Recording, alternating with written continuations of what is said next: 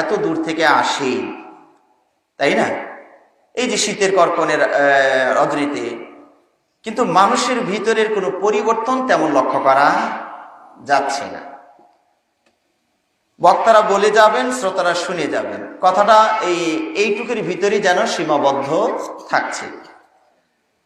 যখন মসজিদের কাছাকাছি এসে যাচ্ছি আমি, মসজিদ বোঝা যাচ্ছে না, তবে পাশের জানালা কপাট দেখে মনে হচ্ছে যে এটা মসজিদ, কারণ পাশে যেভাবে বাজার বসেছে তাতে মসজিদ যে কোন জায়গায় খুঁজে পাওয়া মুশকিল হয়ে গিয়েছে।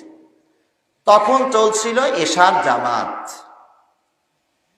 মসজিদে হয়তো কয়েকজন মানুষ ঢুকেছেন, প্রবেশ করেছেন, কিন্তু পাশেই জমজমাট মেলা আয়োজন চলছে। আমি আপনাদের কথা বলছি না, প্রায় সব মাহফিলেরই একই অবস্থা। কথা বুঝলেন না? বুঝলেন না? আমরা ইসলামী জলসা লিখলেও দোকানদাররা মনে করে যে আমাদের কি তো ডাকলো রে। ওদের সাইনবোর্ডও লাগে না, পোস্টারও লাগে না, কোনো খরচ নাই। লিখলেন ইসলামী জলসা, আর আমাদের এলাকার যত ব্যবসায়ী লোক মনে আছে মনে করলো যে হ্যাঁ এখানে একটা ব্যবসার আয়োজন হবে। কত তারিখে? আজকে 18 তারিখ। 18 তারিখ দত্তগ্রাম আহলে হাদিস জামে মসজিদের উদ্যোগে একটা ব্যবসার আয়োজন, মেলার আয়োজন হবে। আমরা লিখেছি একটা, ওরা বুঝেছে আর একটা। পোস্টার আমাদের, সাউন্ড সিস্টেম আমাদের, সব আমাদের, ব্যবসা ওদের। কথা বুঝলেন না? বুঝলেন না? এটা কি দুঃখের সংবাদ না সুখের সংবাদ? দুঃখের সংবাদ নাকি না বুঝে দুঃখের সুখের সংবাদ? সুখের সংবাদ। ইন্না লিল্লাহি ওয়া ইন্না ইলাইহি রাজিউন। এটা একটা বিপদ। আমরা তো ইন্না লিল্লাহ মানে শুধু মনে করি যে আবার কোন মন লোকেরই, যারা দূর থেকে ইন্না লিল্লাহ শুনেছে বক্তার মুখে, তারা মনে করবে প্যান্ডেলে যায়নি তো ভালোই হয়েছে, মনে হয় ওখানে কেউ মরছে, নাহলে বক্তা ইন্না লিল্লাহ কইল কেন? তার মানে আমরা ইন্না লিল্লাহটাকেও সংক্ষিপ্ত একটা প্যাকেজে ঢুকিয়ে দিয়েছি, ঠিক না বেঠিক? ইন্না লিল্লাহ আমরা কখন বলি? কেউ মারা গেলে বলি, আর যদি হুসুট খাই পড়ে যায়, মোবাইলটা পড়ে যায়, তখন বলি হুসাল। কথা ঠিক না? আঞ্চলিক ভাষা বলে ফেলছি মনে হয়, কিন্তু এখানে তো ইন্না লিল্লাহ বলার কথা ছিল। আমরা অনেকেই দেখছি কোথাও একটা আঘাত পেয়েছেন, করি বাপরে বাপ। এই দেখেন শিরিক কথা আমাদের ভিতরে অহরহ উচ্চারিত হয়, টের পাই না আমরা। আরে বাপরে বাপ, বাপরে ডাকেন, মায়েরা ডাকেন, কোনো কাজ হবে না, ডাকতে হবে কাকে?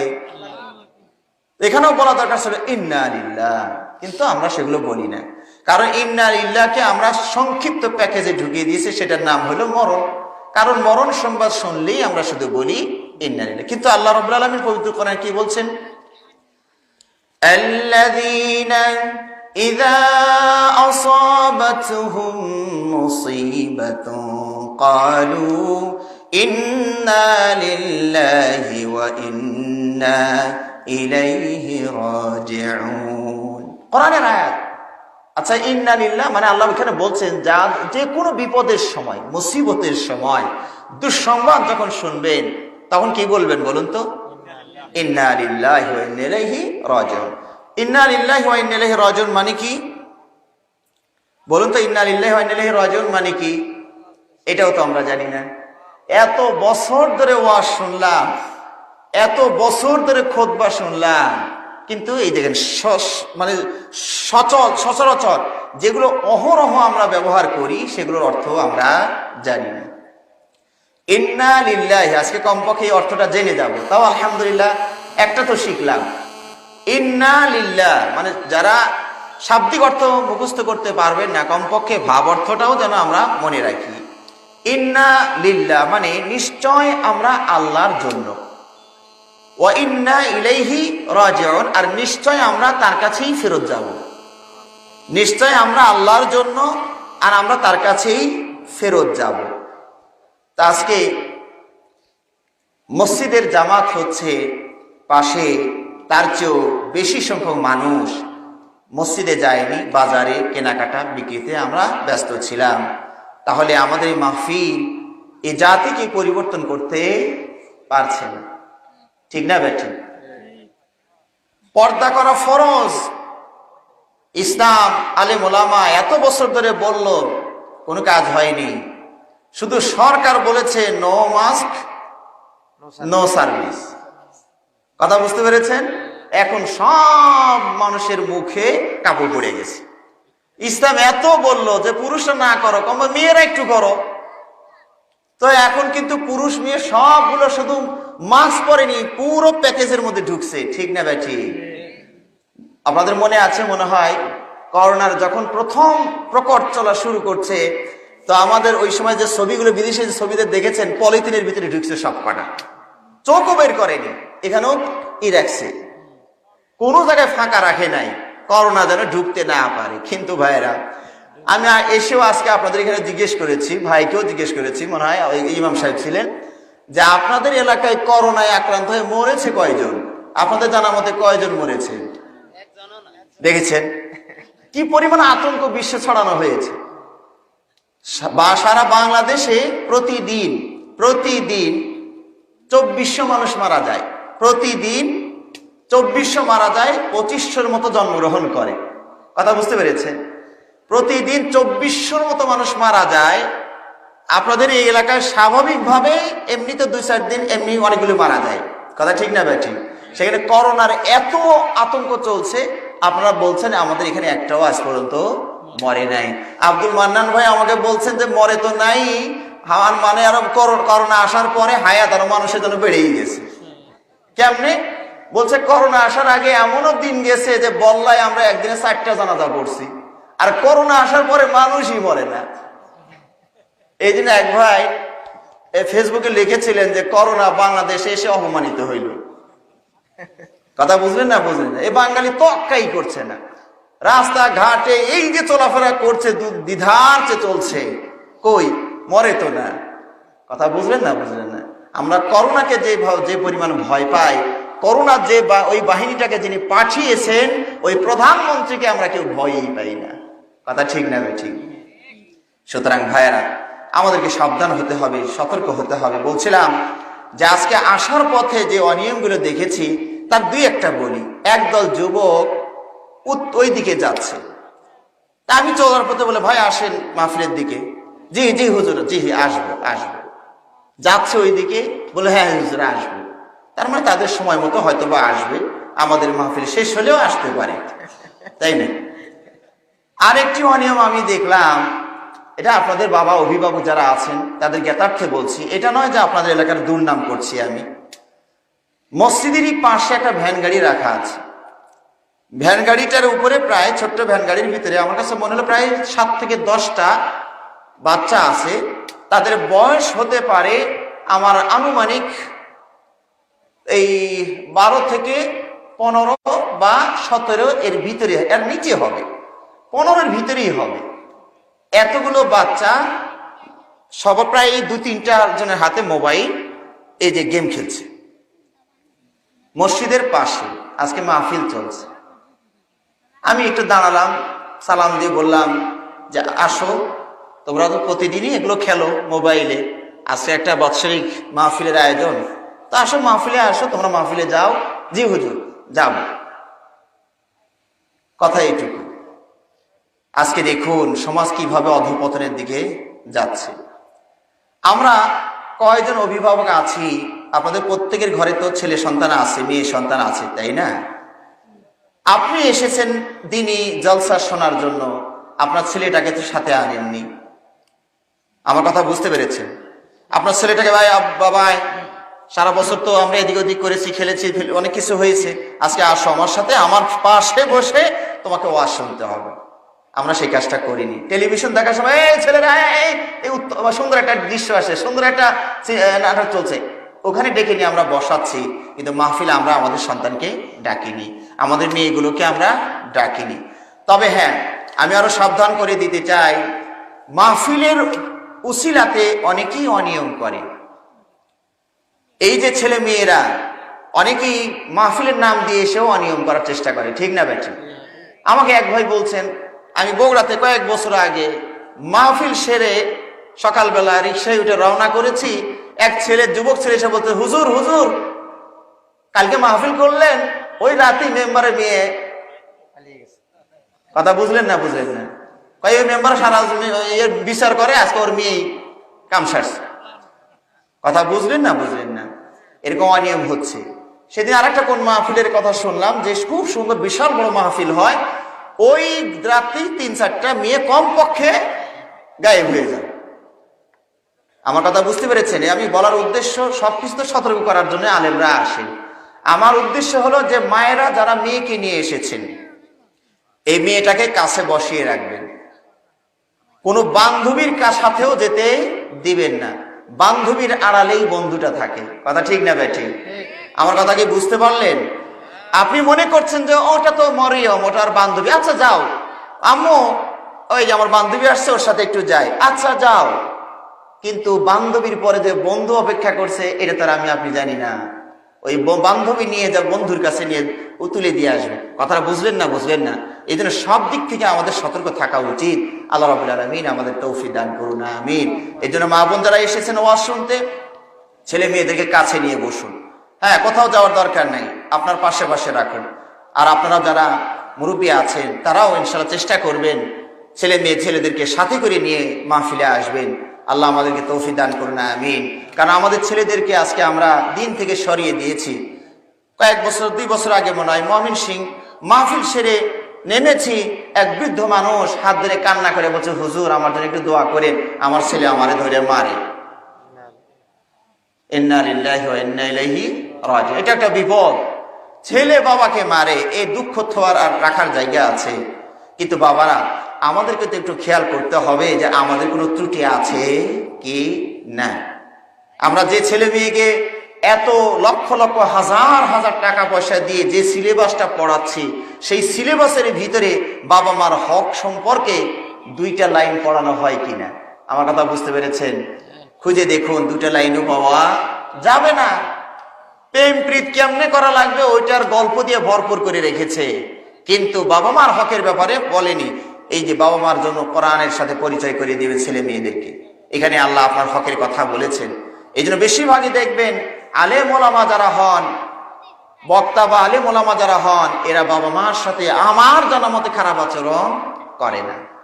2-1টা ব্যতিক্রম থাকতেই পারে। আলেম হলেই যে ওই যে অনেক সময় বলি আলেমরাও বড় জালেম হয়, শব্দ শব্দ মিলে দিয়ে কথা বলি আমরা বেশিরভাগই। হতে পারে 2-1জন থাকতে পারে, বেশিরভাগ আলেম ওলামাই বাবা মাকে শ্রদ্ধা করার চেষ্টা করে, সম্মান দেওয়ার চেষ্টা করে, যেহেতু এই গ্রন্থের সাথে তাদের বিশ্বাস আছে, পরিচয় আছে। সুতরাং আপনারা সেটা চেষ্টা করবেন। সম্মানিত ভাইরা, কিছু অনিয়মের কথা বলেই আমরা আমাদের বিষয়ে ফিরে আসি। আমরা বলছিলাম আমাদের একদিন মরণ আসবে, আমরা মরে যাব, যে কোনো মুহূর্তে আমরা চলে যেতে পারি। এই যে আলোচনা করছি, আলোচনার মুহূর্তে আমার হায়াত শেষ হয়ে গেলে আমি চলে যাব, আপনিও চলে যাবেন, আব্বা আম্মু চলে যাবেন, সবাই আমরা চলে যাব। এই মৃত্যুর মোকাবেলা করার মতো কোনো শক্তি পৃথিবীতে আসবে। সবচেয়ে শক্তিশালী কে বলুন তো? সবাই একটু বলুন না, সবচেয়ে শক্তিমান, ক্ষমতাশালী, প্রভাবশালী, শক্তিধর কে বলুন তো? আজকে আপনাকে একটা প্রমাণ দিতে হবে। আপনারাই বলুন, আল্লাহ যে শক্তিশালী, আল্লাহ যে সবচেয়ে পাওয়ারফুল, আজকের এখন এই মুহূর্তের দৃশ্য থেকে একটা প্রমাণ আমাকে আপনারা দিবেন। কে দিতে পারেন? আজকের অবস্থা থেকে একটা প্রমাণ দিবেন, এই মুহূর্তের অবস্থা থেকে কে দিতে পারেন? আছেন? আছেন, অনেকে হয়তো আছেন, বলার সাহস পাচ্ছেন না। এখন আমাদের এই বল্লাতে রাত না দিন? রাত। সারা বিশ্বের সকল শক্তিকে এক জায়গায় করে আজকে রাতটা এখান থেকে ঠেলা দিয়ে আর এক জায়গায় সরাইতে পারবেন? বলুন তো দেখি। তাহলে এই রাত্রিটাকে এখানে এনেছেন কে? এই রাত্রি আবার এখান থেকে যাবে কার নির্দেশে? কোনো মিছিল মিটিং এ কাজ হবে না, কোনো পারমাণবিক বোমা দিয়ে এটাকে তাড়ানো যাবে না। ক্ষমতা কার বেশি? বলুন না, ক্ষমতা কার বেশি? আল্লাহ। এখন শীত, এই যে 7 তারিখে আপনাদের বল্লার মাহফিল ছিল, 7 তারিখে, 6-7, আমার 7 তারিখে ছিল। ভাইয়ের কাছ থেকে বিদায় নিয়ে আমরা গেলাম, ঢাকায় পৌঁছতে 4:30 বেজে গিয়েছে। আপনাদের এখান থেকে ঢাকায় যেতে 1.5 ঘন্টা 2 ঘন্টা তো লাগার কথা, প্রাইভেট কার। সেখানে 4.5 ঘন্টা। আপনাদের এলেঙ্গা পর্যন্ত যেতে আমার 1.5 ঘন্টা লেগেছে। বল্লা থেকে এলেঙ্গা যেতে 1.5 ঘন্টা লাগে প্রাইভেট কারে। কেন পারলাম না? কুয়াশা, এমন কুয়াশা যে হেডলাইট কাজ করে না। ড্রাইভার কয়, সাহেব সামনে পুকুর নাকি, এটা যাবো না, রাস্তা পুকুর মনে হইতেছে। আমি আবার জানা দেখো, না ভাই তো রাস্তাই তো দেখা যায়। তাও আবার মনে নেই, আবার দেখে যে আসলে রাস্তা না পুকুর এটা সামনে। কুয়াশার মোকাবেলা করার মতো ক্ষমতা পৃথিবীর কারো নাই, ঠিক না ব্যাঠিক? গত বছর রাজবাড়ি থেকে মাহফিল সেরে আসছিলাম, কুয়াশায় এপারে আর ওপারে ফেরি পারাপার বন্ধ, এপারে ওপারে গাড়ি কয়েক কিলোমিটার লম্বা ধরে সিরিয়াল পড়ে গিয়েছে। এক ভাই আমারে ফোন দিয়েছে, শেখ আপনি কোথায়? তাই আমি বললাম আমি তো আল্লাহর হরতালে আটকা পড়ছি। কার হরতাল এটা বলুন তো, বলো না কার হরতাল? আল্লাহর হরতালে আটকা পড়ছি, মানে কুয়াশা। আল্লাহ হরতাল দিয়েছে, ফেরি চলবে না, ফেরি চলে না, সব ওদিকে গাড়ি আটকা এদিকে গাড়ি আটকা। কে ঠেকাবে, কে সরাবে? সারা বিশ্বের সকল ক্ষমতা এখানে একত্রিত করে কুয়াশাকে সরাইতে পারবেন না। ক্ষমতা কার বেশি? সুবহানাল্লাহ। মানুষ এগুলো বোঝার চেষ্টা করছে না ভাইরা। এই যে এখন আজকে শীত এসেছে, ভাই আমাকে বলছেন সাহেব মাহফিলের লোকজনরা বসা কঠিন হয়ে গিয়েছে, আজকে কুয়াশা নাই, বাতাসও নাই, তারপরে শীতে আমরা কাঁপছি। আমিও দেখছি ঘরের ভিতরে আমার হাত ঠান্ডা হয়ে যাচ্ছে। এই ঠান্ডার মাত্রা যদি আল্লাহ আরো বাড়িয়ে দেন, এখন যা আছে আরো যদি বাড়িয়ে দেন, কে ঠেকাবে বলুন তো দেখি? কে ঠেকাবে? আছেন কোন শক্তি পৃথিবীতে? ক্ষমতা কার বেশি? এই যে শূন্যের উপরে আপনারা ভাসছেন, পৃথিবী এটা একটা বিশাল বড় প্লেন, বিমান, ঠিক না বেঠি? ছোট্ট বিমানে যখন উঠি তখন নড়াচড়া বুঝি যে শূন্যের উপরে আছে। নিচে তাকাইলেও মনে হয় আসমান, উপরে তাকাইলেও মনে হয় আসমান। কেন? কারণ বিমানটা এত উপরে ওঠে, উপরেও নীল দেখা যায়, নিচেও মেঘমালা দেখা যায়, কারণ মেঘমালার স্তর পার হয়ে উপরে ওঠে। কথা বুঝতে পেরেছেন? মেঘ তো সাধারণত বলা হয় 2 কিলোমিটার উপর দিয়ে মেঘমালাটা যায়। তো বিমান যখন এটাকেও ভেদ করে উপরে ওঠে, আমরা নিজেরাও জানা যাচ্ছে দেখেছি নিচে মেঘমালা, আমরা উপরে আছি। যখন আগে মনে করতাম যে বিমানে মনে হয় ঝাঁকি নাই, কিন্তু 9 সালে যখন হজ থেকে আমরা ফিরে আসছিলাম, প্লেনে ঘোষণা হয়ে গেল যে সবাই আল্লাহর কাছে দোয়া করতে থাকুন। আমরা প্রতিকূল আবহাওয়ার ভিতরে প্রবেশ করেছি। কে রক্ষা করবে এখন? কে রক্ষা করবে এখন? আল্লাহ। সবাই থরথর করে কাঁপ শুরু হয়ে গেল, কারণ মাইকে ঘোষণা হয়ে গিয়েছে, সাউন্ড বক্সে, যে সবাই আল্লাহ আল্লাহ করতে থাকুন, দোয়া জিকির করতে থাকুন। আমরা প্রতিকূল আবহাওয়ার ভিতরে ঢুকে গিয়েছি। এলো পাতারি বাতাস শুরু হয়ে গেছে, বিমান থরথর করে নামে কাঁপে, মনে হচ্ছে যে রাস্তা খারাপ। বাসের যেমন রাস্তা খারাপ থাকলে যেরকম ঝাঁকি হয়, বিমান ওরকম যাচ্ছে, মনে হচ্ছে ঝাঁকি হচ্ছে। বলুন তো ভয় লাগে না? লাগে না? বাসে চড়ে ঝাঁকি হলে এত ভয় লাগবে না? শূন্যের বিমান যদি একটু কাঁপে, যে ভয়টা ভিতরে এসে যায়। তো বিমান ছোট্ট দেখে কাঁপলে আমরা ভয় পেয়ে গেলাম, কিন্তু জমিন এত বড় প্লেন, এই জন্য আমরা ভয় পাই না। এত বড় প্লেন, এটাও তো শূন্যের উপরে আছে। আপনি নিজে চিন্তা করে দেখুন, এটা বলের উপরে আপনি আছেন, এটা বল, তার উপরে আপনি আছেন। এই গোটাল পৃথিবীটা একটা বলের মতো, তাই না? এই বলের মতো, এটার উপরে আপনি আছেন। যে কোনো মুহূর্তে ধাক্কা দিলে আপনি পড়ে যাবেন। সুবহানাল্লাহ। যখন ভূমিকম্প হয় তখন আমরা বুঝি যে এটা কোনো সমস্যা আছে, শূন্যের উপরে আছে, ঠিক না বেঠিক? এ যদি শূন্যের উপরে নাই থাকবে তো ভূমিকম্প তো কাঁপে, কথা ঠিক না? কাঁপে। কাঁপার পরিমাণ জায়গা না থাকলে কাঁপে কেমনি? আমার কথা বোঝেন নাই মনে হয়। কাঁপ দিলে তো একটু নড়াচড়া করা লাগবে। তো নড়াচড়া করার মতো জায়গা, ফাঁকা জায়গা যদি নাই থাকবে, যদি সব অ্যালার্ট থাকে, তো নড়বে কোথায়? নড়ার কোনো জায়গা নাই। যেহেতু কেঁপে উঠেছে, তাহলে বুঝতে হবে নড়াচড়ার জায়গা আছে, কিন্তু আমরা সেগুলো অনুধাবন করতে পারি না। সুতরাং সব শক্তির মূল উৎস এবং সব শক্তির পরাশক্তি হলেন কে? বলুন, বলুন ভাইরা, বলুন। আল্লাহ। আল্লাহ। আপনাকে আমাকে যখন আল্লাহ ডাক দিবেন, পৃথিবীর সকল শক্তি ঐক্যবদ্ধ হয়ে আমাকে আপনাকে রাখতে পারবে না। হ্যাঁ, মিশরীরা ফেরাউনের লাশ মমি করে রেখে দিয়েছে, ঠিক না বেটি? ছবি উঠিয়ে ক্যামেরাতে রেখে দিতে পারবেন, কিন্তু মূল মানুষটাকে আপনি ধরে রাখতে পারবেন না। কার চ্যালেঞ্জ এটা? অনেক সময় আমরা মিডিয়াতে শুনি 4 স্তর নিরাপত্তার ব্যবস্থা করা হয়েছে। কয় স্তর? 4 স্তর নিরাপত্তার ব্যবস্থা করা হয়েছে। প্রথম স্তর যদি ভেদ করেও দ্বিতীয় স্তর ভেদ করা সম্ভব নয়, কোনো সন্ত্রাসী যদি আমাদের কাঙ্ক্ষিত নেতৃস্থানীয় ব্যক্তিকে হত্যা করতে চায়, পারবে না, কারণ 4 স্তর নিরাপত্তার ব্যবস্থা করা হয়েছে। কয় স্তর ভাইরা? 4 স্তর নিরাপত্তার ব্যবস্থা করা হয়েছে। কিন্তু মালাকুল মউত যেদিন এসে যাবে, মউত যেদিন এসে যাবে, তখন কয় স্তর দিয়ে ওরে ঠেকাবেন? বলুন না ভাই, কোন স্তর ঠেকাতে পারবে না। যে কোনো মুহূর্তে আপনাকে আমাকে চলে যেতে হবে। এই মৃত্যুকে ঠেকানোর মতো কোনো শক্তি আমাদের নাই। কেউ দেখুন মরার সাথে সাথে চলে যাচ্ছে, কেউ পেটেই মারা যাচ্ছে, কেউ আসার পরে মারা যাচ্ছে, কেউ 2-4 বছর পরে মারা যাচ্ছে, 10 বছর 15 বছর। আসার সিরিয়াল আছে, যাওয়ার কোনো সিরিয়াল। ভাইরা, আমার কথা কি বুঝতে পারছেন?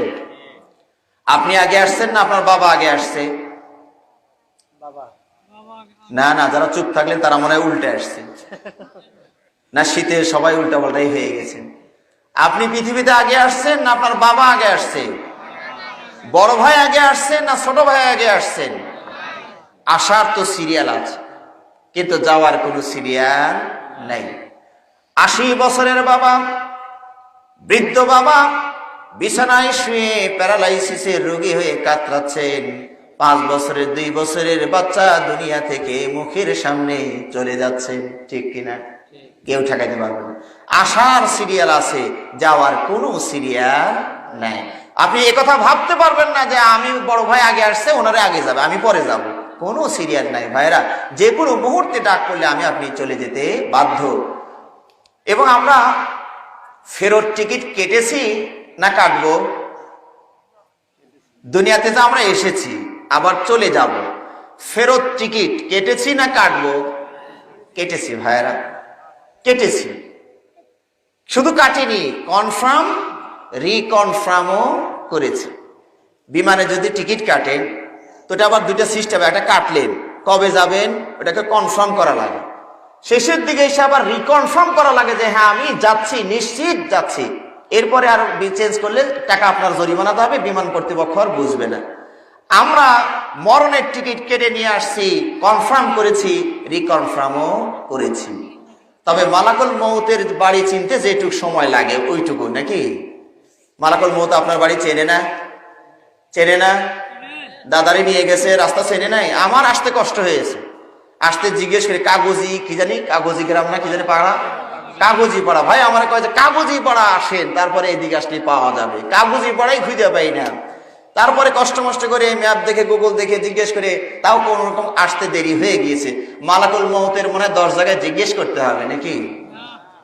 প্লেন ছেড়ে দিয়েছেন, ঠিক আছে না? মরণ প্লেন ছেড়ে দিয়ে ঘোরাফেরা চলছে। আমার আপনার সময় হয়ে গেলে খালি শুধু নিয়ে এসে থামবে, ঢোকো, তোমার সময় হয়ে গিয়েছে, প্লেনে ঢোকো, ঠিক না ভাই? ঠিক। আপনি কি সময় চেয়ে নিতে পারবেন যে সরি ভাই একটু অপেক্ষা করুন, আমি একটু টয়লেট বাথরুম সেরে আসি, টাকাটা একটু বাড়িতে দিয়ে আসি, একটু ওসিয়ত করে যাই, 2 রাকাত সালাত পড়ে আসি? কোনো সময় আপনাকে দেওয়া হবে না। এই চ্যালেঞ্জ মোকাবেলা করার মতো ক্ষমতা পৃথিবীর কারো নেই। আল্লাহ রাব্বুল আলামিন তাই বলছেন, কুল্লু নাফসিন যায়িকাতুল মাউত, প্রতিটি আত্মা মৃত্যুর স্বাদ আস্বাদন করবে, চাখবে। মরণ থেকে আপনি কোনোভাবেই রক্ষা পাবেন না, পালাতে পারবেন না। আল্লাহ রাব্বুল আলামিন বলেন, কুল ইন্নাল মাউতাল্লাযী তাফিরুনা মিনহু ফাইন্নাহু মুলাকীকুম। ও নবী, আপনি বলুন, মরণ থেকে যতই তোমরা পালিয়ে বেড়াও, মরণ তোমাকে গ্রাস করবে, মরণ তোমার সাথে সাক্ষাৎ করবেই করবে। আল্লাহ রাব্বুল আলামিন আরো বলেন, আইনামা তাকুনু ইউদরিকুমুল মাউত ওয়ালাউ কুনতুম ফি বুরুজিম মুশাইয়াদা। যেখানেই থাকো না কেন, চ্যালেঞ্জ, এই চ্যালেঞ্জ মোকাবেলা করার কোনো ক্ষমতা শক্তি কারো নাই। ও যুবক ভাইরা, ও মায়েরা, বোনেরা, আল্লাহ চ্যালেঞ্জ শুনে দিয়েছেন, আইনামা তাকুনু, যেখানেই থাকো না কেন, জমিনের ভিতরে, জমিনের উপরে, শূন্যের উপরে, পাহাড়ের ভিতরে, সাগরের নিচে, যেখানেই থাকুন না কেন, মৃত্যু আপনাকে পেয়ে বসবে। ইউদরিকুমুল মাউত, মৃত্যু তোমাদেরকে পেয়ে বসবে। এই মৃত্যু থেকে রক্ষা পাওয়ার কোনো উপায় আমাদের কাছে নেই। মরণ নেই শুধুমাত্র একজনের, তার নাম কি? সবাই একটু জোরে বলুন না, তার নাম কি? আল্লাহু লা ইলাহা ইল্লাহু আল হাইয়ুল কাইয়্যুম। আল্লাহ তিনি ছাড়া কোনো ইলাহ নেই, তিনি হচ্ছেন চিরঞ্জীব, তিনি হচ্ছেন চিরস্থায়ী। সুবহানাল্লাহ।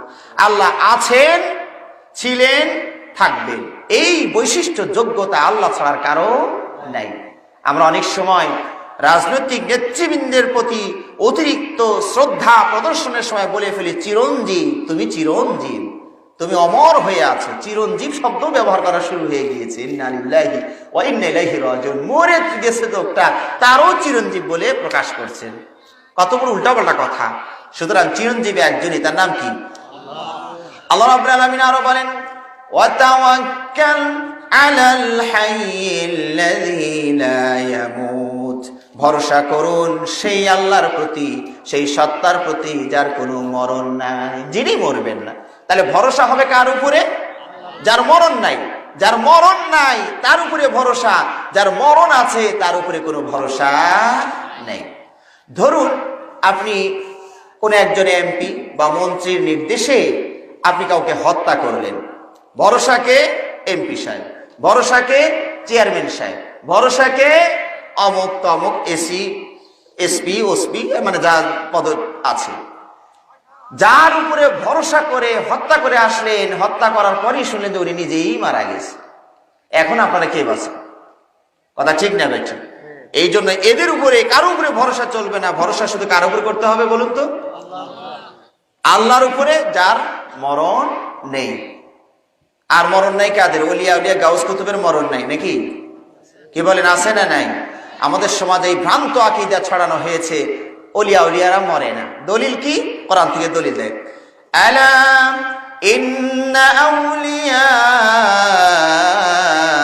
আল্লাহি লা খাউফুন আলাইহিম ওয়া লা হুম ইয়াহজানুন। মনে রেখো, স্মরণে রেখো, আল্লাহর ওলি যারা, তাদের কোনো চিন্তা নাই, তাদের কোনো ভয় নাই। এখানে মরণ নাই এ কথা বলা হয়নি, তারপর ওইটাই দলিল। কথা বুঝতে পেরেছেন? দলিল হলে এইটাই, এখানে মরণের কথা আল্লাহ বলেই নেই। সুতরাং অলি হই, গাউস কুতুব যাই হই না কেন, মরণ তারা আছে না নাই? আসলে আল্লাহর ওলি, আমরা যাকে তাকে আমরা আল্লাহর ওলি বলি, ঠিক না বেঠিক? আল্লাহর ওলি বলে আমরা যাকে তাকে সম্বোধন করি। আমরা কি কাউকে আল্লাহর ওলি বলতে পারি? হ্যাঁ ভাইরা, প্রশ্ন করেছে আপনাদেরকে, আমরা কি কাউকে আল্লাহর ওলি বলে সম্বোধন করতে পারি? তো 12 আউলিয়ার দেশ কেন বললেন? ওলির বহু বচন আউলিয়া। আউলিয়া কেন বললেন? আসলে ওলি কাকে বলা হয় এটা বোঝার চেষ্টা করতে হবে, এবং এই ডিগ্রিটা আমরা কাউকে দিতে পারি কিনা এটাও তো খেয়াল করতে হবে। ল জানি না কিন্তু লয়ার হয়ে বসে আছি, আইন জানি না, বিচারের আসনটা আমারই, তাহলে তো এলোমেলো লাগবেই। আমার কথা বুঝতে পেরেছেন? কে ওলি কে ওলি নয়, এই কথাটা বলার জন্য আপনার ওই পরিমাণ যোগ্যতা লাগবে কিনা, যে কে ওলি কে ওলি নয়, কি পরিমাণ গুণাবলী থাকলে একে আল্লাহর ওলি বলা যায় আর একে বলা যায় না, এই পূর্ব অভিজ্ঞতা, পূর্ব জ্ঞান আপনার থাকা লাগবে, তাহলেই না আপনি বিচারটা করতে পারবেন। কথা ঠিক না ভাই? ঠিক। এখন যদি ওই রকম হন, যেমন ভাবে কয়েক বছর আগে আমার এক বিয়াই বলছিলেন যে বিয়াই, পশ্চিম পাড়ার মেয়েদের কোরআন পড়া খুবই বিশুদ্ধ। আমি বললাম যে বিয়ে, আপনি কি কোরআন পড়া জানেন? কয় না, জানলে কি হবে, শুনলেই বোঝা যায়। তো এই যদি হয় বিচারক, কথা বুঝতে পেরেছেন? কোরআন পড়ার সময় মদ আছে, মাখরাজ আছে, তাজউইদ আছে, কত কিছু সিফাত আছে, কোন অক্ষরটা কোন জায়গা থেকে উচ্চারণ করলে বিশুদ্ধ হয় আপনি বুঝলেনই না, কয় ওর কোরআন পড়া খুবই বিশুদ্ধ। অথচ বিশুদ্ধতা কারে কয় ও আপনি নিজেই জানেন না। তো এইভাবে বিচার করতে গেলে তো সমস্যা। কয়েকদিন আগে আমাদের এলাকায় একটা পাগল আসছে, পাগলে নাকি ফটর ফটর করে খালি ইংরেজি কয়। তার মানে আমাদের দেশে মানুষ যদি টিটা একটু কথার মধ্যে টি উচ্চারণ করে, মনে করে যে ইংরেজি কইতেছে। আবার কথা বুঝতে পেরেছেন? তো ফটর ফটর করে ইংরেজি বলে না কি বলে, আপনি তো ইংরেজি বিষয়ে আপনাকে জানতে হবে যে ইংরেজি উচ্চারণটা কেমন, কথা বলে কেমন। ওটা না বুঝে যদি কোন ফটর ফটর ইংরেজি মারেও, তাহলে তো সমস্যা। বিচারক হয়ে গেলেন, কিন্তু বিচারক তো আপনি ওই আইনই তো জানেন না, বিশ্ব ভাষাই তো আপনি বোঝেন না, তো ইংরেজি কয় না কি কয় আপনি বুঝবেন কেমনি? আমার কথা বুঝতে পেরেছেন? সুতরাং আল্লাহর ওলি, এই কথাটা আমরা আসলে কাউকেই বলতে পারি না। এটা বলার মালিক একমাত্র কে? আল্লাহ। কেন ওলি কাকে বলা হয়? আজকের এই মাহফিল থেকে কমপক্ষে এইটুক জ্ঞান নিয়ে যাই, ওলি কাকে বলা হয়। আল্লাহ রাব্বুল আলামিন বলেন, ইন আউলিয়াউহু ইল্লাল মুত্তাকুন। আল্লাহর ওলি হলো শুধুমাত্র মুত্তাকিরা। কারা বলুন তো? আল্লাহর ওলি কারা? মুত্তাকিরা হবেন আল্লাহর ওলি। এখন মুত্তাকি আবার কাকে বলা হয় ওটাও তো জানতে হবে। মুত্তাকি বলা হয় যাদের কলবের ভিতরে আল্লাহর ভয় আছে। কোথায় আছে বলুন না? অন্তরের ভিতরে কার ভয় আছে? সবাই একটু বলুন না, কার ভয় আছে? আল্লাহর ভয় আছে। এখন অন্তরের মালিক কে? আমার ভিতরে আল্লাহর ভয় আছে না নাই? আমার অন্তরের ভিতরে, আপনার অন্তরের ভিতরে আল্লাহর ভয় আছে না নাই? আমরা কি কেউ বুঝতে পারি? অন্তর্যামী কে? বলুন না সবাই, অন্তর্যামী কে? ইন্নাল্লাহা আলিমুম বিযাতিস সুদূর। এইজন্য আমি মাঝে মাঝে বলি, ইসলামিক গানের নাম দিয়ে কিছু গান বের হয়েছে যার ভিতরে শিরিক আছে। ঠিক না ভাই? ঠিক। আমারই মনের মাঝে পেয়েছি যে বেদনা, জানি মুহাম্মদ শাহে মদিনা, শাহে মদিনা। ইসলামিক গান শিরকে ভরপুর, টের পান নাই আপনারা কেউ। বলা হচ্ছে কি, আমারই মনের মাঝে পেয়েছি যে বেদনা, জানে মুহাম্মদ শাহে মদিনা। আমার মনের মাঝে যে বেদনা পেয়েছে এটা কে জানে? গজলে বলা হচ্ছে, কে জানে? আপনারা বলুন তো কে জানে? সবাই একটু বলুন না, কে জানে? কিন্তু গজলে বলা হচ্ছে জানে মুহাম্মদ শাহে মদিনা, মদিনার বাদশাহ মুহাম্মদ এটা জানে। মুহাম্মদ কি অন্তরে কথা জানে? মুহাম্মদ সাল্লাল্লাহু আলাইহি ওয়াসাল্লাম যদি অন্তরে কথা জানতেন তাহলে তাকে প্রতারণা দিয়ে 70 জন সাহাবা, কোন কোন 10 জন সাহাবা, দুইটা ঘটনা আছে, ফাঁকি দিয়ে নিয়ে চলে গিয়ে সাহাবাদেরকে হত্যা করলেন। তারা বুঝাইলেন যে আমাদের এলাকা মুসলমান হয়ে গিয়েছে, কোরআন শিক্ষার দরকার, দিন শিখানোর দরকার, আপনার কিছু ছাত্র ওস্তাদ আমাদেরকে দেন। আল্লাহ নবী সাল্লাল্লাহু আলাইহি ওয়াসাল্লাম যদি অন্তরে খবর জানতেন তাহলে বলতেন, ওই মিয়া বলো কি আর ভিতরে কি? ঠিক না বেঠিক? ওখানে সাইজ করে দিতেন। ঠিক না বেঠিক? কিন্তু অন্তরে খবর জানেন কে? শুধু আল্লাহ। এই জন্য গান শোনেন, কিন্তু ইসলামী গান শোনেন, তার ভিতরে শিরক আছে কিনা সেটা ভেবে চিনতে শুনতে হবে। তবে হ্যাঁ, আমি এই গানটাকে আবার ইসলামী গানেও পরিণত করতে পারি, একটু শব্দ চেঞ্জ করে দিয়ে। এবার তাওহীদের সুরে একটু শুনি। আমারই মনের মাঝে পেয়েছি যে বেদনা, জানি আল্লাহ মাবুদ, আর তো কেহ জানে না, আর তো কেহ জানে না। সুরের কোনো পতন হয়েছে? আগের সুরটা যেভাবে ছিল এই সুরটাও তো প্রায় ওইভাবেই আছে, কিন্তু এটা শিরকি শব্দ দিয়ে, এটা তাওহীদি শব্দ দিয়ে। কথা বুঝতে পেরেছেন? সুতরাং আমরা কাউকে ওলি বলতে পারি না। ওলি বলার যোগ্যতা ও ক্ষমতা একমাত্র কার? আল্লাহ। সুতরাং আমরা বলি অমুক ওলি। আমাদের দেশের মানুষ তো কাপড় সব খুলে ফেললেই আল্লাহর ওলি হয়ে যায়। কথা ঠিক না ভাই? ঠিক। যা বলি ঘটনা বাস্তবে আছে বলেই বলছি, বানিয়ে বলছি না। 2 বছর আগে মনে হয় ঢাকার 300 ফিট রাস্তায় ওই সাইডে একটা মাহফিল। তা আমরা ভাই ঠিকানা, ঠিকানা বেশি বেশি কষ্ট করা লাগবে না, আপনি 300 ফিট পার হয়ে একটু আসলেই জিজ্ঞেস করবেন ন্যাংটা পীরের মাজার কোনটা। তাই আমি বললাম, পোড়া কপাল, যাবো মাহফিলে, এছাড়া ভালো ঠিকানা আর কিছু নাই, এই ন্যাংটা পীরের মাজার ঠিকানা। এটাই এখন এদের লাগে পরিচিত। তাহলে এই পীরের নাম কি বলেন তো? এইটা আল্লাহর ওলি হয়ে বসে হয়েছে, যার গায়ে কাপড় ছিল না, লম্বা হয়ে চলেছে। এবং আজিমপুর কবরস্থানেও গিয়ে দেখবেন ল্যাংটা বাবার মাজার। ওখানে আজিমপুর কবরস্থানে দক্ষিণ পাশে একটা মাজার আছে, ওখানে লেখা আছে ন্যাংটা বাবার মাজার। যে বাবা ন্যাংটা হয়ে চলছে, গায়ে কাপড় রাখে নাই, এইলা আমাদের দেশের ওলি হয়ে বসে হয়েছে। তাহলে আমাদের ওলি কত সস্তা! কথা বুঝতে পেরেছেন? সব খুলে ফেললেই আল্লাহর ওলি হয়ে যায়। নাউযুবিল্লাহি মিন যালিক। এদের একবার এক বলছে যে এরকম ন্যাংটা পীর বাজারে যাওয়া আসা করে, কাপড় পরতে বললে কয় যে ওই মানুষ আছে যে আমি কাপড় পরবো। কয়েকগুলো কি? কইলে তো কুত্তা, মানুষ নাই। কইলে যা আছে সব কুত্তা কুকুর, তোদের সামনে আমার পর্দা কিসে? তার একদিন আবার দৌড়াইছে এক দোকানে, একটা কাপড় দাও, একটা কাপড় দাও। কয় কেন? তুমি সারা বছর এইভাবে চলো, কাপড় লাগে না, আজকে আবার কাপড় লাগছে। কয় ওই দিক দিয়ে একটা মানুষ ঢুকছে। তার মানে কয় ওই দিক দিয়ে আর এক ন্যাংটাই ঢুকছে। ওইটা হইল মানুষ। কথা বুঝতে পেরেছেন? এই ন্যাংটা এখন কাপড় পরতেছে, যেহেতু বাজারে আর একটা মানুষ ঢুকছে, আর মানুষগুলো কি কাপড় পরা মানুষগুলো সব হলো কুত্তা ছাগল বেড়া বিড়িয়া। তোদের সামনে আমার পর্দা কিসের? এরাই হলো আল্লাহর ওলি। হ্যাঁ, হুমড়ো চুমড়ো হয়ে আছে, মদ গাঁজা খেয়ে সব কিছু নষ্ট করে দিয়েছে। ওরাই আমাদের সমাজে আল্লাহর ওলি ডিগ্রি নিয়ে বসে আছে। সম্মানিত ভাইয়েরা, এই ওলির দরবারে যাওয়া আসা বন্ধ করে দিতে হবে, ঠিক না ব্যাঠিক? আপনার আমার ওলি হবেন কে বলুন তো? কে? আল্লাহ। আমার ভাষায় নয়, আল্লাহ রাব্বুল আলামিনের ভাষায় শুনি আয়াতুল কুরসি, সূরা বাকারা আয়াতুল কুরসির পরের আয়াত, পরের আয়াতের পরের আয়াত, আল্লাহু ওয়ালিয়ুল্লাযীনা আমানু ইউখরিজুহুম মিনায-যুলুমাতি ইলান-নূর। আল্লাহ হলেন ওলি মুমিনদের। সরল অনুবাদ আর কি আপনাদের বোঝার জন্য। আল্লাহ হলেন ওলি মুমিনদের।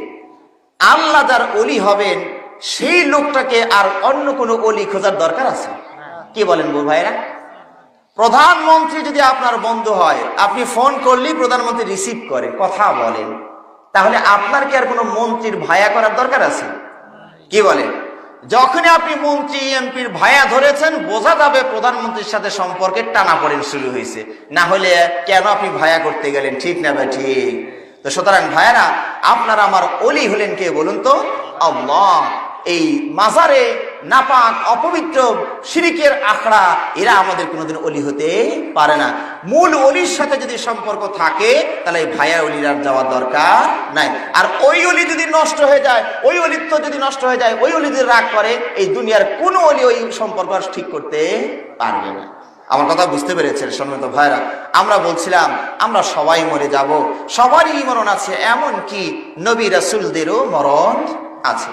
আমাদের সমাজের মানুষ নবী রাসূলদেরকে, বিশেষ করে আমাদের নবীকে হাজির নাজির মনে করা হয়। মাহফিলে চেয়ারও একটা ফাঁকা রাখা হয়, আমরাও রাখছি, তাই বলে ওই নিয়তে না। কথা বুঝতে পেরেছেন? কোন কোন মাহফিলে আসন ফাঁকা রাখা হয় কেন? নবী আসবেন, নবী বসবেন। আমি বলি যে আমার মতো বেয়াদব বক্তার কে হতে পারে যে নবী এসে বসে থাকবেন আর আমি পেটর পেটর করি? কথা ঠিক না ভাই? ঠিক। নবী এসেছেন, নবী কথা বলবেন, আমি কে? আমি কথা বলার কে? আমার কথা বুঝতে পেরেছেন? সুতরাং এইভাবে আকীদা নষ্ট করে দেওয়া হয়েছে। আমল যদি সংশোধন নাও হয়, আকীদাটা যেন মজবুত হয়, আকীদাটা যেন আমাদের ঘুণে না ধরে, চেষ্টা করতে হবে ভাইরা। আমরা বলছিলাম নবী রাসূলগণ মারা গিয়েছেন। আদম আলাইহিস সালাম মারা গেলেন কিভাবে? মালাকুল মউত এসে তাকে বললেন আপনার সময় হয়ে গিয়েছে। আদম আলাইহিস সালাম বললেন, কেন? আমার তো হায়াত 1000 বছর। আল্লাহ রাব্বুল আলামিন আদমকে তার হায়াতের কথা জানিয়ে দিয়েছিলেন 1000 বছর, কিন্তু 40 বছর আগেই মালাকুল মউত আদমের কাছে উপস্থিত। ফেরেশতা বললেন আপনার সময় শেষ। আদম বলছেন না, আমার আরো 40 বছর আছে। ফেরেশতা বলছেন আপনি না, আপনার ছেলে দাউদকে ওই বয়সটা দিয়ে দিয়েছেন। রূহের জগতে আল্লাহ রাব্বুল আলামিন যখন আদম আলাইহিস সালামের পৃষ্ঠদেশে হাত দিয়ে, পিঠে হাত দিয়ে তার সন্তান কিয়ামত পর্যন্ত যত সন্তান আসবে প্রজেক্টরের মতো সব দেখিয়ে দিলেন, আদমে যে সন্তানগুলো তোমার আসবে। দেখছেন এর মাঝে একজন শিশু, একটা রূহ চকচক করছে, ঝলমল করছে।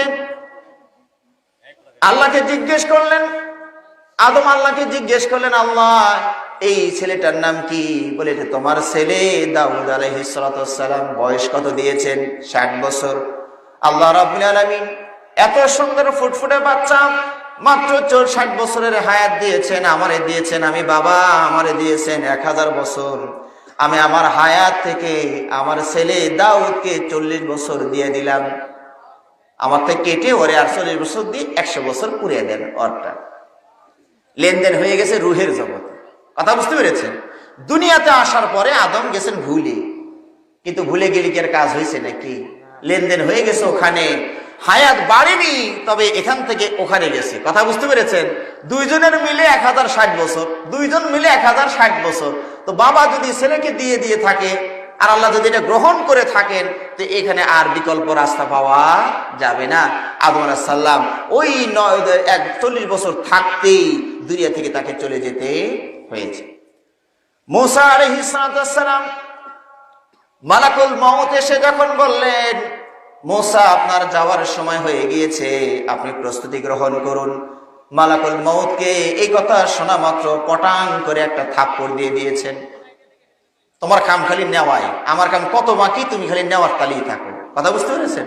দিয়েছে একটা থাপ্পড়, এক থাপ্পড়ে মালাকুল মউতের চোখ একটা নষ্ট হয়ে গিয়েছে।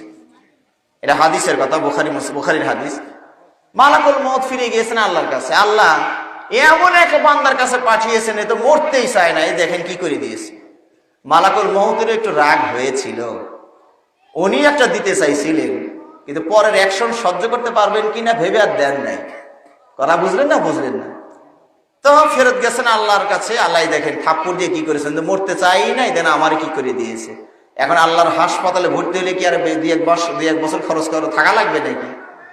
সঙ্গে সঙ্গে আল্লাহ ভালো করে দিলেন চোখটা। যাও মুসাকে অফার দিয়ে দাও, একটা গরু একটা ষাঁড় তার গায়ের উপরে হাত রাখবে, এই হাতের নিচে যতগুলো লোম পশম, বোঝেন তো নাকি, লোম বা পশম পড়বে, ওই প্রত্যেকটা লোম আর পশমের বিনিময়ে মুসাকে 100 বছর করে হায়াত দেওয়া হবে, পেট ভরা হায়াত। কথা বুঝতে পেরেছে? তৃপ্তি সহ হায়াত।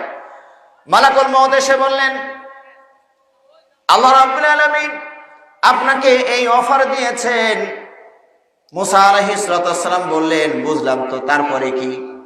একটা গরুর গায়ে হাত রাখলাম, হাজার হাজার পশম সেখানে আমার হাতের নিচে পড়লো, প্রত্যেকটা পশমের বিনিময়ে 100 বছরের হায়াত পেলাম বা 1 বছরের হায়াত পেলাম, যেটাই হোক।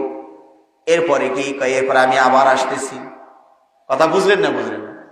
এরপরে আবার তুমি আসবাই? আমার কামই তো এটা, আমি তো আসবো আবার। মুসা আলাইহিস সালাম তখন বললেন, তাহলে আর দেরি করে লাভ কি, চলে এখনই চলে যাই। সুবহানাল্লাহ, সুবহানাল্লাহ। তাহলে যার যখন সময় হচ্ছে চলে যাচ্ছেন। সুলাইমান আলাইহিস সালাম আল্লাহর নবী বাইতুল মাকদিস নির্মাণ করছেন। রাজমিস্ত্রি কারা জানেন নাকি? দুষ্ট জিন আর শয়তান। খালি জিন না, দুষ্ট জিন আর শয়তান দিয়ে রাজমিস্ত্রি কাজ করছেন, কারণ এত ভারী ভারী কাজ মানুষ করতে পারবে না। সুলাইমান আলাইহিস সালামের মতো শাসক, রাজা, নবী প্লাস শাসক পৃথিবীতে আর কাউকে তেমন পাওয়া যাবে না। কথা বুঝতে পেরেছেন? সুলাইমান আলাইহিস সালামের যুগে প্লেন আবিষ্কার হয়েছে। আমরা তো এখন আবিষ্কার করে খুব বড়াই করছি। সুলাইমান আলাইহিস সালামের যুগে কি প্লেন আবিষ্কার হয়েছে? গুদুহা শাহরুন ওয়া রাওয়াহুহা শাহরুন। তিনি সকাল বেলায় 1 মাসের পথ যান। কেমনে যান আল্লাহই জানে। বিকেল বেলায় 1 মাস, ওই যুগের প্রযুক্তি হিসাবে 1 মাস যেতে যে যতদূর যাওয়া যায়, সুলাইমান আলাইহিস সালাম এক বেলায় সেই অতটুকু যেতে পারে। সুবহানাল্লাহ, কি প্রযুক্তি সেখানে সুলাইমান আলাইহিস সালামের হাতে ছিল। সুলাইমান আলাইহিস সালাম এমন সুন্দর করে কাঁচ দিয়ে নিচে ঘর বানালেন, গ্লাসের নিচে পানি আর উপর দিয়ে দিয়েছেন গ্লাস, থাই গ্লাস। দেখে তো আপনারা অবাক হয়ে গেলেন, হায় হায় থাই গ্লাস। এই প্রযুক্তি তো সুলাইমান আলাইহিস সালামের যুগে ছিল। বিলকিসকে ওখানে হেঁটে নিয়ে যাবে, বিলকিস দেখছে, হায় হায় রাজার দরজার সামনে এত পানি, আসে কি পানি? গ্লাসের নিচে পানি ঢেউ খাচ্ছে। উনি মনে করছে যে এখন তো পানি, তো উনি তোর কাপড় উঁচা করতেছে, পার হবে কেমনে? তো হেঁটে গিয়ে দেখে তো পানি নাই, কিন্তু কাপড় একটু তুলছে, বেশ কাপড় তুলে ফেলছে, পানি যেন না পড়ে। তাহলে এই যে প্রযুক্তি, থাই গ্লাস এখন আবিষ্কার হয়নি। সুলাইমান আলাইহিস সালামের যুগে কত উন্নত মানের গ্লাস ছিল যে ওটার মধ্যে হাঁটা যায়, চলা যায়। কথা বুঝলেন না? সুলাইমান আলাইহিস সালামের যুগে যে গতির তথ্য আল্লাহ দিয়েছেন কোরআনে, এই গতির ধারে কাছেও আজ পর্যন্ত কেউ পৌঁছতে পারে না। আপনারা তথ্য এত দ্রুত পৌঁছাইতে পেরেছেন, কিন্তু বস্তু এত দ্রুত পৌঁছাইতে পারেন না। এখন আমি একটা মেসেজ লিখে সৌদি আরবে পাঠাবো, এই টিপ দেওয়ার মাত্র সৌদি আরবে চলে যায়। ঠিক না ভাই? এটা তথ্য। আসসালামু আলাইকুম ভাই, কেমন আছেন? ভালো আছেন?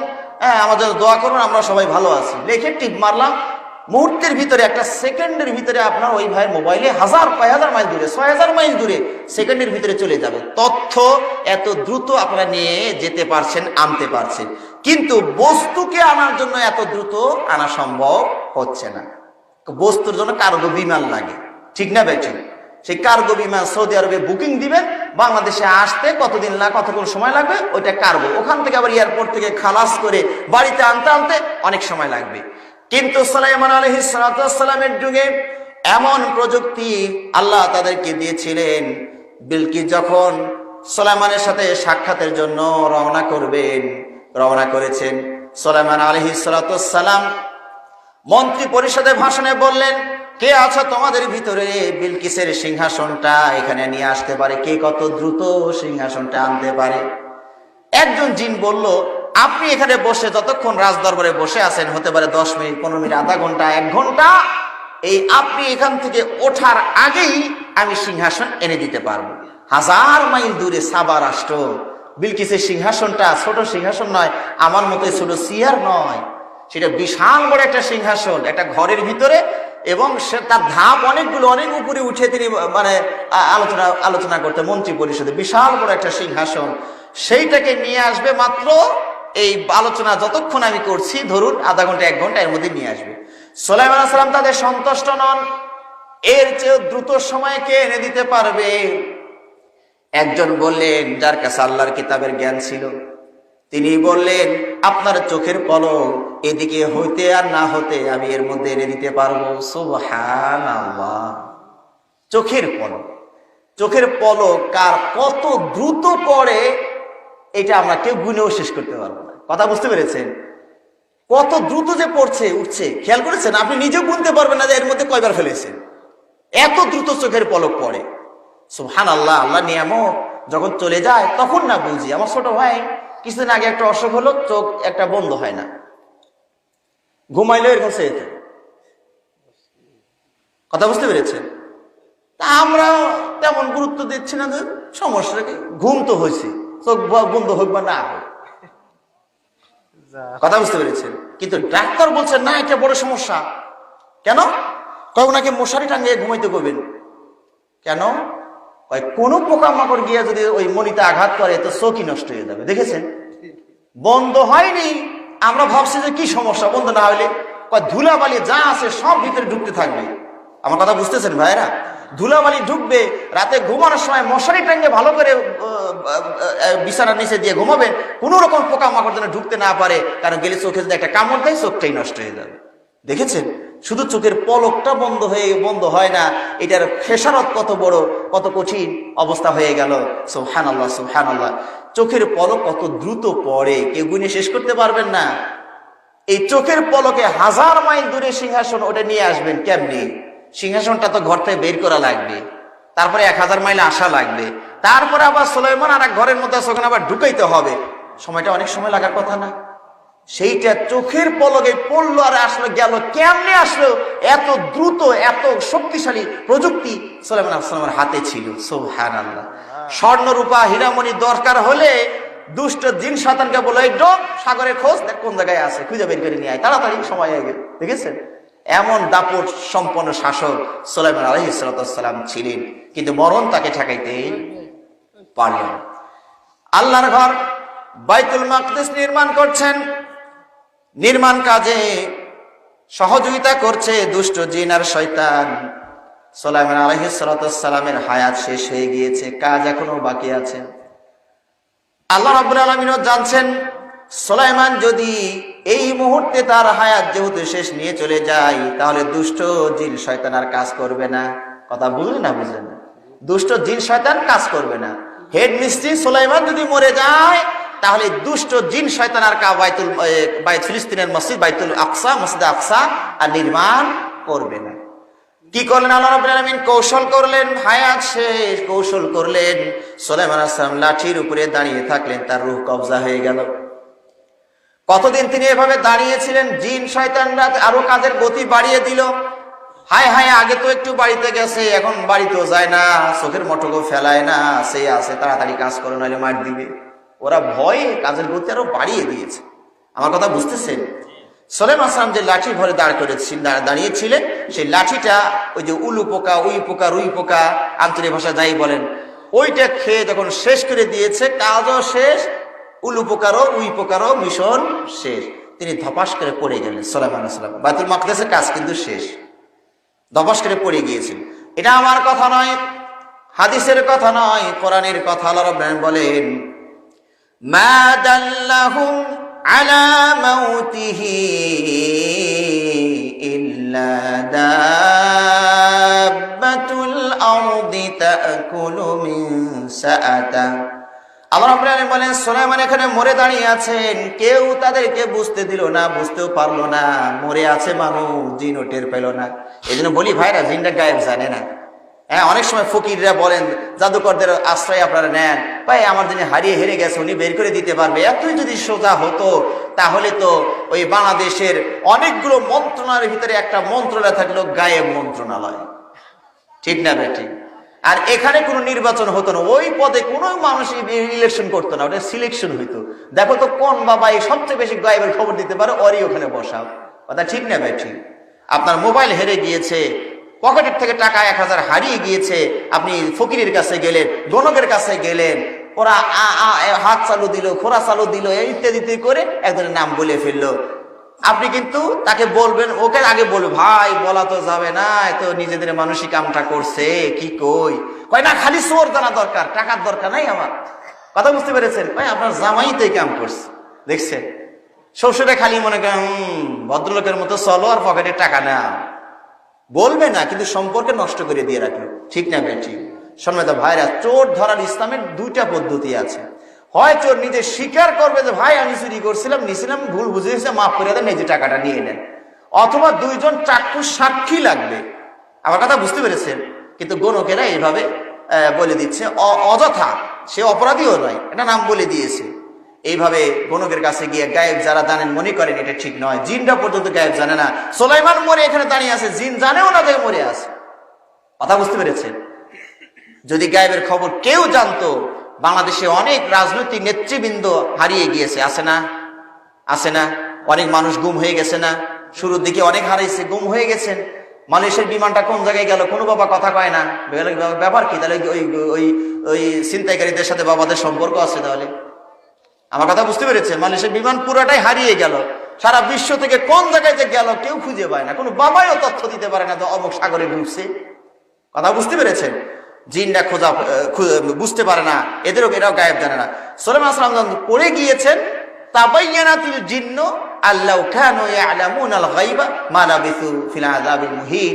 তখন তারা আফসোস করে বলেছিল যে আর একটু যদি গায়েব জানতাম তাহলে কষ্ট করে এই কাজ আর করতাম না। সুলাইমান যে মরে দাঁড়িয়ে আছে এইটুক যদি খালি বুঝতে পারতাম তাহলে কষ্ট করে এই এত বড় দায়িত্ব নিয়ে এই কাজটা করতাম না।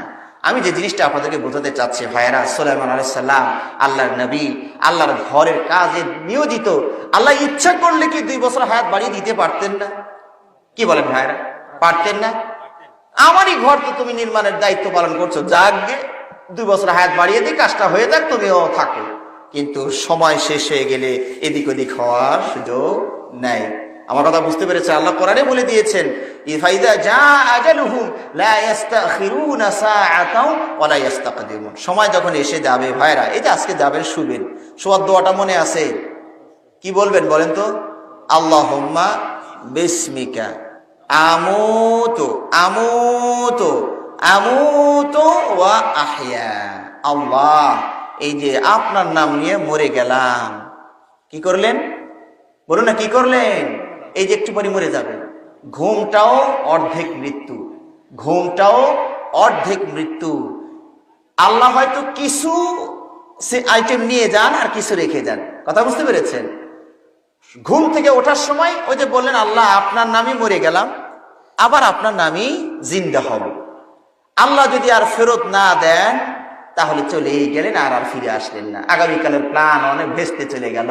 অনেক কিছু প্ল্যান করেছিলেন, সব করবেন, কিন্তু রাতেই আপনার রূহ চলে গেল, আর ফেরত আসবে না। সম্মানিত ভাইরা, এই রূহ আমার আপনার ভিতরে প্রবেশ করেছে একটা সময় নিয়ে, চিরদিনের জন্য আসেনি ভাইরা। ওই একটা মেয়াদের চাকরি করে। কথা বুঝতে পেরেছেন? এই ড্রাইভারের একটা মেয়াদ আছে। দুনিয়ার ড্রাইভারের মেয়াদ শেষ হলে অফিসে গেলে রেনু করা যায়, নবায়ন করা যায়, মেয়াদ বাড়ানো যায়। আমার আপনার দেহের ভিতরে যে ড্রাইভার থাকে তার নিয়ে মেয়াদ বাড়ানো যায় না। কোন অফিস নবায়ন করতে পারবে না।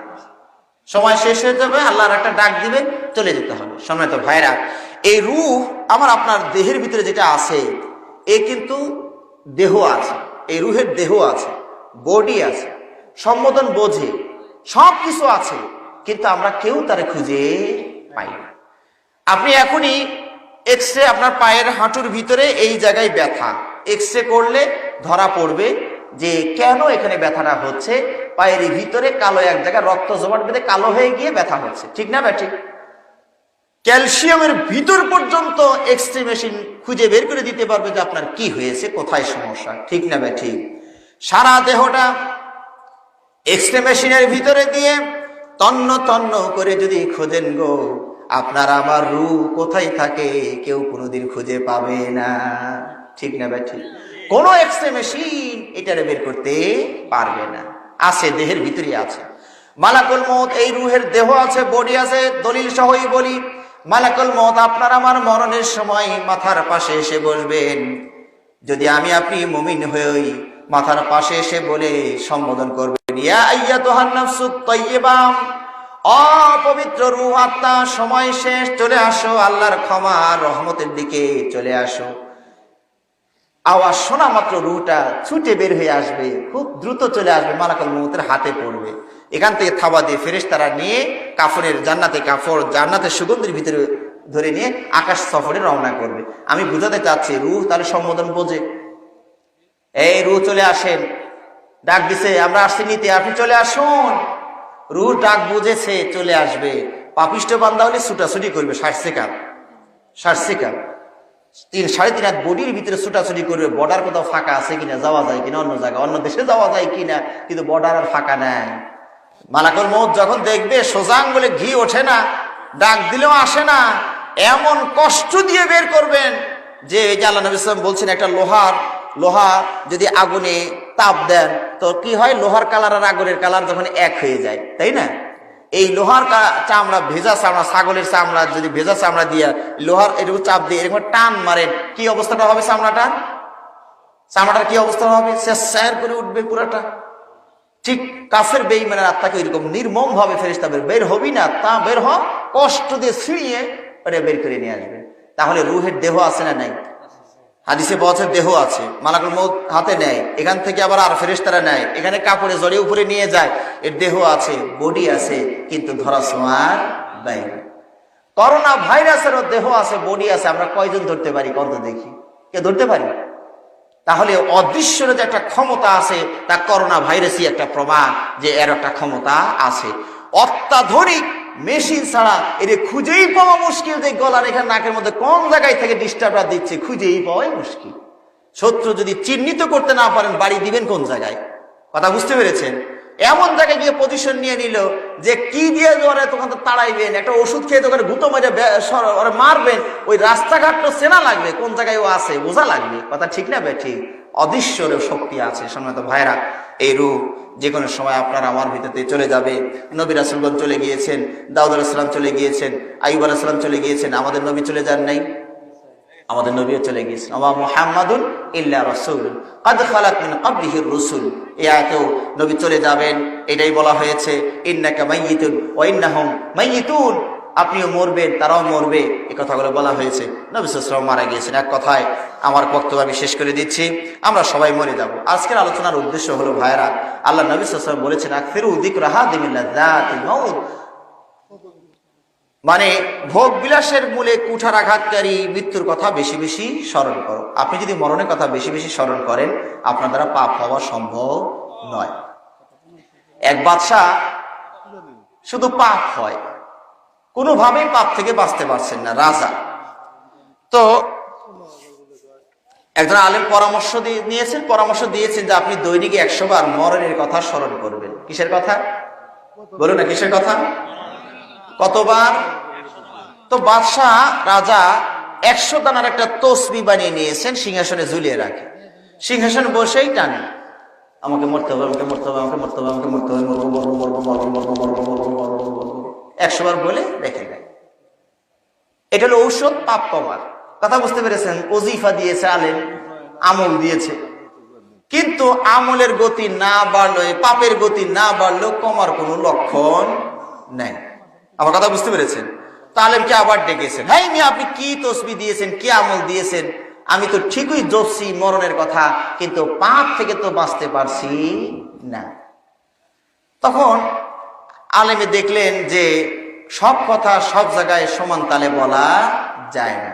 এখন যদি আমি বলি, আলেম বলেন যে আমার তসবিহ ঠিক আছে, আপনার আমলই ঠিক নাই, তাহলে তো আমার অবস্থা খারাপ করে ফেলবে। রাজা তো রাগ করে দিতে পারে, বেটার জেলে ধরবো, আরে ফাঁসি ঝুলাই, তাহলে মুশকিল। তো সব কথা সব জায়গায় সমান তালে বলা যায় না, পরিবেশ পরিস্থিতি বুঝে কথা বলতে হয়। তো কথা কথা একটা ঘটনা মনে পড়ে গেল, এটা কোরআন হাদিস না, এমনি চুটকির মতো। বলছে বাঘ, সিংহ আর শিয়াল তিনজনে মিলে তিনটা শিকার করছে, একটা গরু, একটা ছাগল, একটা খরগোশ। এখন বাঘ, সিংহ বলছে যে শোনো, আমরা তিনজন মিলে একটা কাজ করছি, কিন্তু আমার একটা অভ্যাস আছে, ইনসাফ ভিত্তিক সুষ্ঠু একটা বন্টন না হওয়া পর্যন্ত আমার কিন্তু খাওয়ার অভ্যাস নেই। তাহলে কে কোনটা খাবে? এই বাঘ, তুই একটু ভাগ করতো। তখন বাঘে ভাগ করছে, রাজা মশাই, আপনি বনের রাজা, দেহটাও বড়া, আপনি গরুটা খান, আর আমি যেহেতু মেজো, আমি ছাগলটা খাই, আর শিয়াল যেহেতু ছোট, হেই বেটায় খরগোশটা খা। এই বন্টন যেই করেছে, সিংহের হয় নাই পছন্দ, পটাম করে বাঘের গালে থাপ্পড় পড়ছে, ছিটকে আরেক জায়গায় পড়ছে। হেই বেটা বেইনসাফ, এই জুলুমের ভাগ আমার পছন্দ হয় নাই। এই শিয়াল, তুই ভাগ করতো, ওর ভাগ আমার পছন্দ হয় নাই। এর শিয়ালে ভাগ করে, রাজা মশাই, এর ভাগাভাগির কি আছে কন্ত দেখি। সকালবেলা ক্ষুধাটা ছোট থাকে, তো ওই সময় আপনি খরগোশটা খাবেন, দুপুরে ক্ষুধাটা একটু বড় লাগে, ওই সময় গরুটা খাবেন, আর রাত্রিবেলায় ক্ষুধাটা মিডিয়ামে থাকে, ওই সময় ছাগল খাবেন। এখানে ভাগাভাগির কি আছে বুঝলাম তো না।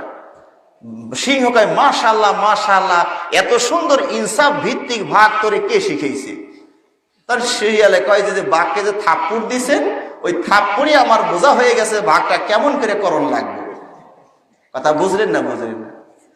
আর পরিবেশ পরিস্থিতি বুঝেও ভাগ করা লাগে। আলেম দেখছেন, আমি যদি বলি আমার যে আমি যে আমল দিয়েছি, এই আমল ঠিক আছে, আপনার আমল করার পদ্ধতি ঠিক না, আপনি সমস্যা, তাই তো আমার অবস্থা খারাপ করে ফেলবে। তো উনি অন্য পথ অবলম্বন করলেন। বলছেন, রাজামশাই, আপনার বন্দীদের ভিতরে জেলখানায় মৃত্যুদণ্ডপ্রাপ্ত কোনো আসামি আছে? হ্যাঁ আছে। তাই ওটার একটু নিয়ে আসে।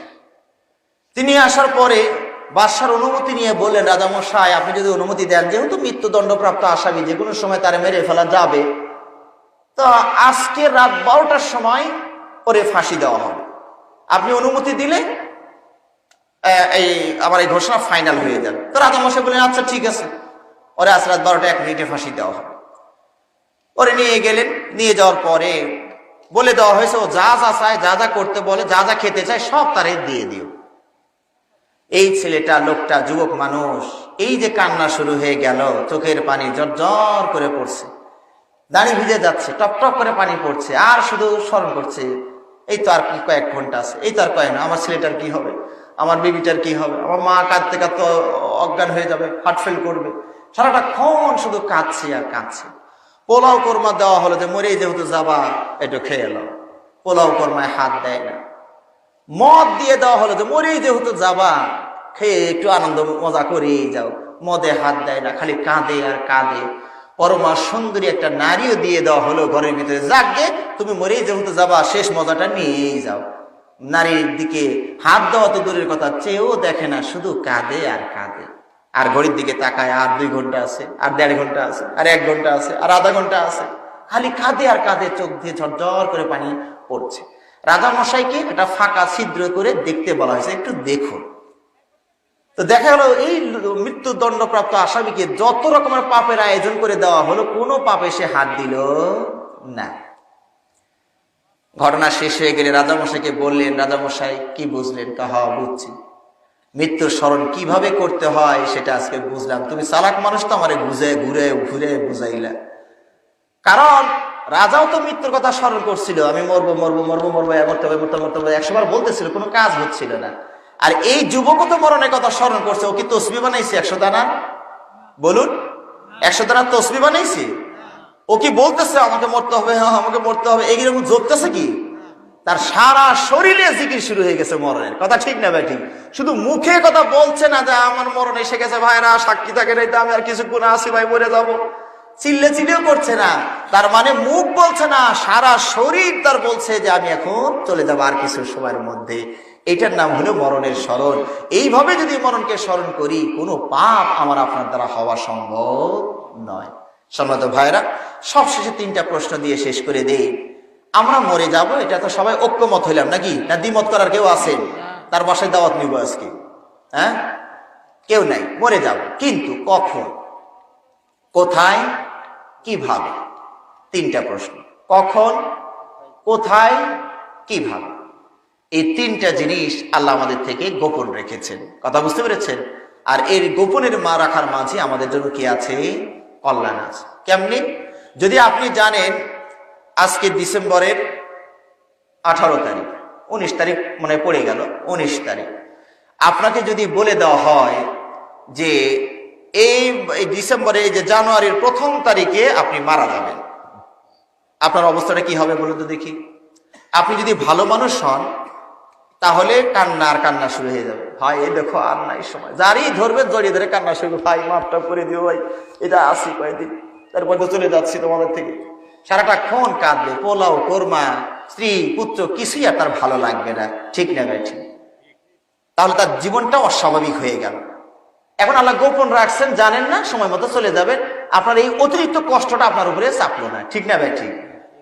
আর যদি কেউ সন্ত্রাসী জানে, কোন সন্ত্রাসী খুনি, ও যদি জানে যে আমার মরণ হইল 2050 সালে, কয় সালে? 50 সালে, তাহলে ও খুন করতে গেলে আর কাউকে ভয় করবে? কি বলেন, ভয় করবে? র্যাব, পুলিশ সব অস্ত্রে তাক করে আছে, কয় তোমাকে ও গুলি আমার কিচ্ছু হবে না, আমার হায়াত হলো 50 সাল পর্যন্ত, তুমি গুলি না থেকে কি করবা, করো করো, কোনো কাম হবে না। ও আরো নির্ভীক হয়ে গিয়া যেখানে সেখানে যারে মন চাইতো খালি কোবাইতো। আরে আমার হলো 50 সাল পর্যন্ত তারিখ, শেষের 1 বছরে ভালো হয়ে ফেরেশতা আল্লাহ কাছে বাপটাপ নিয়ে তারপরে যাবো, আগে মেরে লই সবগুলোকে মেরে মেরে সাইজ ফিরে লই। কথা ঠিক না ভাই? ঠিক। তাহলে সন্ত্রাসী আরো ভয়ঙ্কর সন্ত্রাসীতে পরিণত হইতো। এখন খুনি খুন করতে যায়, ভয়েও কাঁপে যে সিসি ক্যামেরা আবার আছে কিনা এ বাড়িতে, হ্যাঁ, র্যাব পুলিশ আবার দেখলো কিনা, গুলি আবার আমারও মারে কিনা, অ্যাসিড এ বাড়িতে আছে কিনা, এ বাড়িতে আবার বৈধ অস্ত্র পিস্তল অস্ত্র আছে কিনা। মারতে যায়, সেও মরণের ভয়ে থরথর করে কাঁপে। তাহলে এই যে দিন তারিখ আল্লাহ গোপন রেখেছেন, লাভ হয়েছে না হয় নাই? ভালোর জন্য লাভ হয়েছে, মন্দর জন্য লাভ হয়েছে। কোন জায়গায় মারা যাবেন এইটা যদি আপনাকে খালি বলা হয় যে আপনি এলেঙ্গা বাস স্ট্যান্ডে গেলে মরবেন, তো এলেঙ্গা যেখানে আমি নাই, কথা ঠিক না ভাই? ঠিক। আপনার ওখানে বাবা মরে পড়ে থাকলে বলবে, অ্যাম্বুলেন্সকে ফোন করে বলবো তুই ওর একটু ভাড়া করে নিয়ে, ডবল ভাড়া দিব নি, আমি ওই জায়গায় নেই। আমার বাপ মরলে কি আর মা মরলে কি, কারণ আমারও ওই জায়গায় বলা হয়েছে সময়। ঠিক না ভাই? ঠিক। তাহলে আপনার যতই সুযোগ সুবিধা থাক, আপনি এলেঙ্গার আর কোনোদিন যাবেন না, তাহলে সমস্যা হইতো না? যদি বলতো যে দক্ষিণ দিকে গেলে মরে যাবে না, ও সারা জীবন খালি উত্তর দিকে যেতে যেতে রাশিয়া পৌঁছে যেত, তাও দক্ষিণ দিকে যেত না, সমস্যা হইতো না? হইতো না ভাইরা? তাহলে এই যে কখন মারা যাবেন, কোথায় মারা যাবেন, আল্লাহ গোপন রেখে আমার আপনার ভালোই করেছেন, মন্দ করেননি। কিভাবে মারা যাবেন, কিভাবে, কার মরণটা কিভাবে হবে? দেখুন, কেউ গাড়ি অ্যাক্সিডেন্ট করে চাপা খেয়ে মরে যাচ্ছে, কেউ গাছ থেকে পড়ে মরে যায়, কেউ কারেন্টের শক খেয়ে মারা যায়, তাই না? কেউ কাউকে মাথায় বাড়ি দিয়ে মারে, কেউ প্যারালাইসিস রোগী হয়ে মরে, কেউ আগুনে পুড়ে মরে, কেউ পানিতে পুড়ে মরে। কত রকমের যে মরণের ধরন আছে আমি আপনি বলে শেষ করতে পারবো না। সম্মানিত ভাইরা, আমার আপনার মরণটা কিভাবে হবে কেউ কি আমরা জানি? বলুন, কেউ কি আমরা জানি? জানি না। এই না জানার ভিতরে আমাদের জন্য কল্যাণ আছে। কিভাবে? যদি আপনি জানেন যে কারেন্টের শকে আপনি মারা যাবেন, তাহলে ওই আগের স্লোগান আবার, কারেন্ট যেখানে আমি নাই সেখানে। আমি যদি বলি ভাই কারেন্ট নেন, সমস্যা নাই, গরমে আর হাত পাকা হাঁকাইতে হবে না, ফ্যান ঘুরবে, এসি ঘুরবে, রাখো আর এক মালা করবো, ও আমার দরকার নাই, আমার গরমই ভালো, তাও ওখানে যাবে না। রাস্তা দিয়ে হাঁটার সময় যদি কারেন্টের তার আসে তো রাস্তা দিয়ে যেতে যাবে না, তাই না? যদি ছিঁড়ে পড়ে, আমার তো কারেন্টই মরণ হবে বলছি। ঠিক না ভাই? ঠিক। আমি মাঝে মাঝে বলি, দোকানে সদাই নিতে গেলেও চিন্তা করতে বাতি আছে নাকি, যদি দেখা যায় দোকানেও কারেন্ট আছে, বলবো ভাই 5 টাকা লাভ বেশি দিব না, আমরা এখানে দিয়ে যান, আমি ওখানে নেই। তাহলে যদি ধরন জানতে পারেন, আমি আপনি, আমার জীবন, আপনার জীবন কঠিন হয়ে যাবে। সম্মানিত ভাইরা, এভাবে মরণ কখন হবে, কোথায় হবে, কিভাবে হবে আমরা জানি না, তবে মরণের কথা, আমরা মরে যাব এটা আমরা সবাই নিশ্চিত। এই জন্য আমলের পোটলাটা সবসময় বগুল তলায় নিয়ে রাখি, মনে থাকবে যে ইনশাআল্লাহ ভাইরা যে কোনো সময় চলে যাবেন। আজকের ফজরটা আমরা সবাই পড়ার নিয়ত রাখি, জোহর পড়ার নিয়ত রাখি, যে কোনো সময় হয়ে গেলে আমি আপনি চলে যাব। মায়েরা বোনেরা, মরণের কথা একটু বেশি বেশি স্মরণ করবেন। দুনিয়ার প্রতি লোভ এসে গেছে, মরণের কথা স্মরণ করুন। সব রেখে চলে যাবেন। কোটি কোটি টাকা কামাই করেছেন, কিন্তু আপনি চলে গেলে সব মানুষ নিয়ে নিবে, ঠিক না? এত বাড়ি তো আপনার লাগে না, এত গাড়ি তো আপনার লাগে না, চলে গেলেই সব অন্যরা মালিক হয়ে যাবে। কাজে এত দুনিয়া করার দরকার নাই, পাপে এত যাওয়ার দরকার নাই। যুবক ভাইয়েরা, এ কথা ভাবার দরকার নাই যে আমার বয়স কেবল 15, কেবল 20, আরো তো 50 বছর রয়েই গেছে, শেষে গিয়ে ভালো মানুষ হবো। ভাই, সুযোগ নাই, যে কোনো মুহূর্তে আমি আপনি চলে যেতে পারি। এই মোবাইলের অপব্যবহার আমার আগের বক্তাও বলেছেন, এমনভাবে বেড়ে গিয়েছে ভাইরা, যেটা পর্দার আড়ালে থাকার কথা ছিল সেটাও দুষ্টরা শয়তানেরা প্রকাশ করে দিয়েছে, ঠিক না বেঠিক? অযুবক ভাইয়েরা, অযুবতী মায়েরা বোনেরা, আমি আপনাদেরকে বলি, এই ইন্টারনেট ফেসবুকের অশ্লীল ভিডিও এগুলো আপনারা দেখবেন না, কিন্তু এমনই চিত্তাকর্ষক করে তারা উপস্থাপন করছে। আপনি একটা বক্তব্য শুনতে যাচ্ছেন, হঠাৎ করে লাফ মেরে আসবে এক নগ্ন নারী, এসে নাচা শুরু করে দিয়েছে। যেন কিসের বক্তব্য? হায় হায়, এ আবার কোন জগৎ দিলেন? এখানে টিপ, এইখানে টিপ দিলেন তো সারা রাত পার হয়ে যাচ্ছে, আর খবর নাই। আমার কথা বুঝতেছেন অযুবক ভাইরা? আল্লাহ এগুলো দেখতে আপনাকে মানা করেছেন। কেন? আপনার পুরুষত্ব নষ্ট হয়ে যাবে। এই জন্য যারা বিবাহিত হন আর অবিবাহিত হন, এই যে অশ্লীল সিনেমা যেগুলো আছে, যেগুলোকে ব্লু ফিল্ম এক সময় বলা হতো, ব্লু ফিল্ম, হ্যাঁ, এগুলোকে এখন কি বলে, এগুলো নাম কি দিয়েছে, যেগুলো মানে অশ্লীল সিনেমা, এগুলো মানে পর্নোগ্রাফি, যেগুলো পর্নোগ্রাফি, এগুলো আপনারা দেখবেন না। কেন দেখবেন না? যুবক যারা বিয়ে করেননি বা করেছেন, এগুলো যত বেশি দেখবেন, আপনার শরীরের যে নির্যাসটা আস্তে করে পাস হয়ে যাবে। কথা বুঝতেছেন? শরমের কথা, লজ্জার কথা একটু ইশারা দিয়ে বললাম। আপনার শরীরের যে নির্যাসটা তৈরি হচ্ছে, পাওয়ারটা, শক্তিটা আস্তে আস্তে পানির মতো আঠালো জিনিস বের হয়ে চলে যাবে। এরপরে আপনার পুরুষত্ব হারিয়ে যাবে, ঠিক না বেঠিক? এগুলো হারিয়ে যাবে। এতে কি হবে? বিয়ে করার পরে আর বউ থাকতে চাবে না। কার সাথে বিয়ে দিলে? তার এক মেয়ে মানুষ দেখি। আমার কথা বুঝতে পেরেছেন? এ তো আর এক মেয়ের সাথে বিয়ে দিয়েছে, এর ঘরে আমি করবো না, সংসারে আমি থাকবো না, চলে যাবে মেয়ে, বউ তো থাকবে না। সুতরাং এগুলো আল্লাহ মানা করেছেন, আপনার কল্যাণের জন্যই মানা করেছেন। সৃষ্টি করেছেন তিনি বোঝেন এটাকে কিভাবে চালাইতে হবে, ঠিক না ভাই? ঠিক ভাইরা, আমি মাঝে মাঝে বলি, সৃষ্টি তার, বিধান তার, ক্যাটালগ তার কাছ থেকে নিতে হবে। কথা বুঝতে পেরেছেন? ডায়েরি, এই যে মোবাইলটা যিনি তৈরি করেছেন, তার দিক নির্দেশনা অনুযায়ী এটাকে চালাইতে হবে। আপনার ইচ্ছা মতো চলবে না। আমি 25,000 টাকা দিয়ে, 24,000 টাকা দিয়ে মোবাইলটা কিনেছি ধরুন, এখন এটা আমি কিনেছি, কোম্পানির কোনো দাবি এই মোবাইলের উপরে নাই, ঠিক না?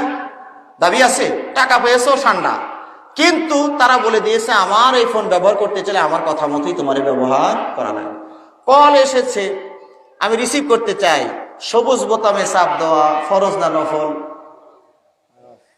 বলুন ভাইরা, কোম্পানি ফরজ করে দিয়েছে সবুজেই চাপ দিতে হবে। কথা যদি বলতেই চান, সবুজেই চাপ দিতে হবে, লালে চাপ দেওয়া হারাম, ঠিক না বেটা? তাহলে কোম্পানির কথা মতোই এটা চালাইলেন। কোম্পানি বলে দিয়েছেন এটা আপনি আগুনে রাখবেন না, কাজ করবে না, ব্যাটারি শেষ হলে চার্জ দেওয়া ফরজ না নফল? হ্যাঁ, কর না কেন? ফরজ। তেলের মধ্যে রাখা হারাম না মাকরু? হারাম।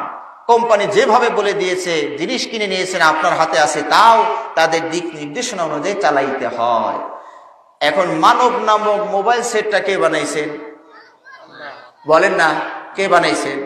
সেই আল্লাহ বলে দিয়েছেন দৈনিক 5 বার তোমার চার্জ লাগবে। তোমাকে মাটি দিয়ে বানাইছি, মাটির সাথে সংযোগ দিতে হবে। কয় আমি তো মাটি দিয়ে হাঁটি, এটা হবে না, চার্জ হবে না। চার্জ দিতে হলে কয়টা পিন লাগে? কয়টা লাগে? কারো 2টা, কারো 3টা, 3টাও লাগে, 2টা দিয়েও কাম সারা যায়। এখন যদি একটা পাও সকেটের মধ্যে ঢুকান আর একটা না ঢুকায়, তাহলে কি চার্জ হবে? 7টা অঙ্গ জমিনে ঠেকাইতে হবে, নাক, কপাল, একটা, 2 হাত, 2 হাঁটু, 2 পা, গোড়ায়, আগা। এই 7টা অঙ্গ যখন জমিনে, মাটিতে, মসজিদে গিয়ে ঠেকাবে, তখন আপনার শরীরে চার্জ হবে, নাহলে চার্জ হবে না। এই চার্জ দেওয়াটা কি? কোন? ফরজ। যিনি বানাইছেন তিনি এটারে ফরজ করছেন। চার্জ দিবেন, ইনশাআল্লাহ শরীর ভালো থাকবে, মন ভালো থাকবে, হ্যাঁ, শান্তি আসবে। রমজান মাসে আবার আল্লাহ বলে দিয়েছেন, যিনি বানাইছেন তিনি বলছেন এখানে খাবার কম দিতে হবে। ভাইরাস জমে গেছে, পেটের মধ্যে অনেক অসুখ বিসুখ জমে গেছে, এগুলোকে বের করতে হবে। রমজান মাসে খাবার কম করে খাওয়া, এই কম খাওয়াটা, না খাওয়াটা আল্লাহ ফরজ করে দিয়েছেন। আল্লাহ বলে দিয়েছেন এটা আমি বানাইছি, এর মধ্যে নেশা জাতীয় কিছু ঢুকাইও না। আমার কথা বুঝতেছেন যুবক ভাইরা? কেন নেশা ঢুকাইলে? আল্লাহ বলছেন আমি এখানে একটা মেমোরি কার্ড রেখেছি, হার্ড ডিস্ক, ব্রেন, মেধা, ওটা নষ্ট হয়ে যাবে, ঠিক না? এই জন্য বলছেন নেশা ঢুকাইও না।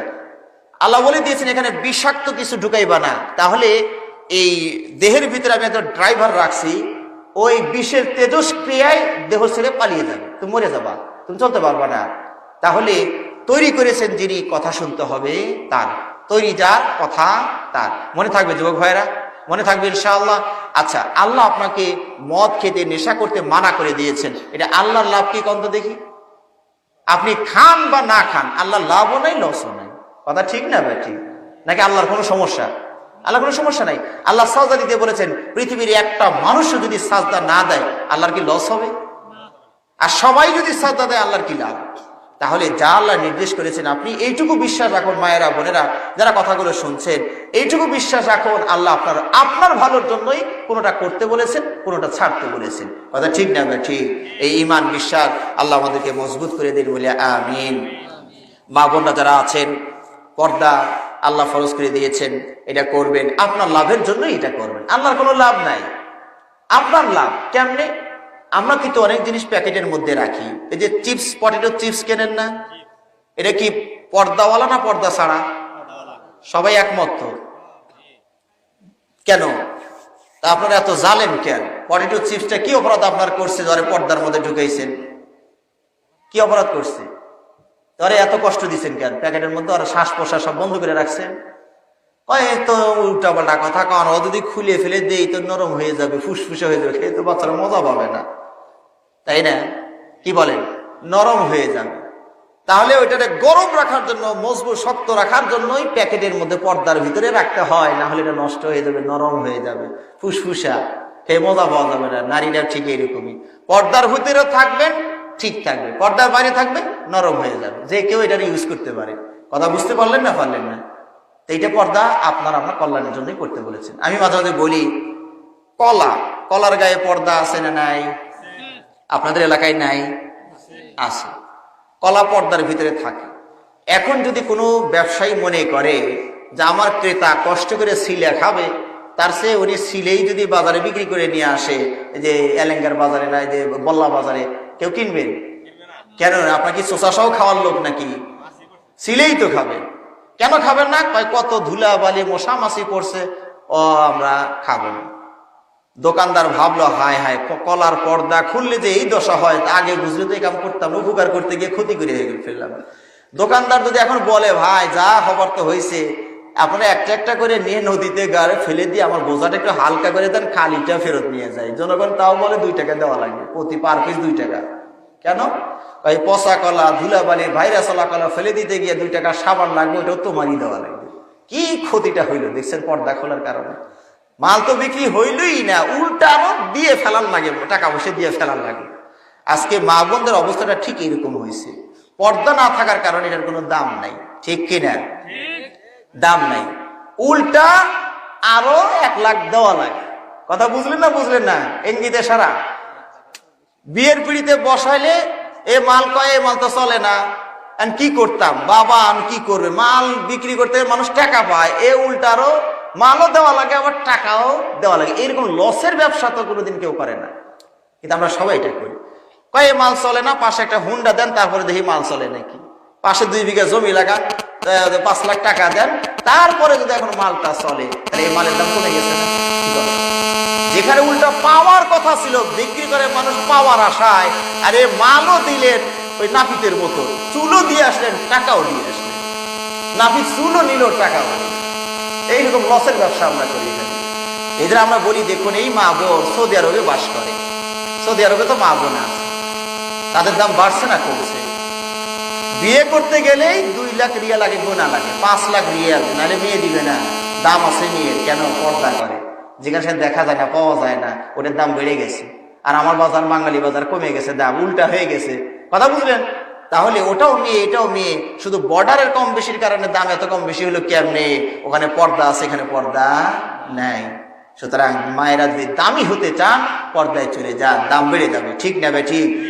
আর আমার যুবক ভাইরাও যদি একটু শক্ত হয়ে যায়, তাহলেও পর্দার বাজারটা ভালো হবে। যুবকরা যদি বলে পর্দা ছাড়া মেয়ে বিয়ে করতাম না, সব যুবকরা যদি, মুসলিম যুবকরা ঘোষণা দেয়, তাহলে বল্লার বাজারে যা বোরকা আছে কালকেই শেষ হয়ে যাবে, আমার আগামী বছর আবার দাওয়াত দিবে বল্লা বাজার থেকে, হুজুর আপনারই তো দরকার।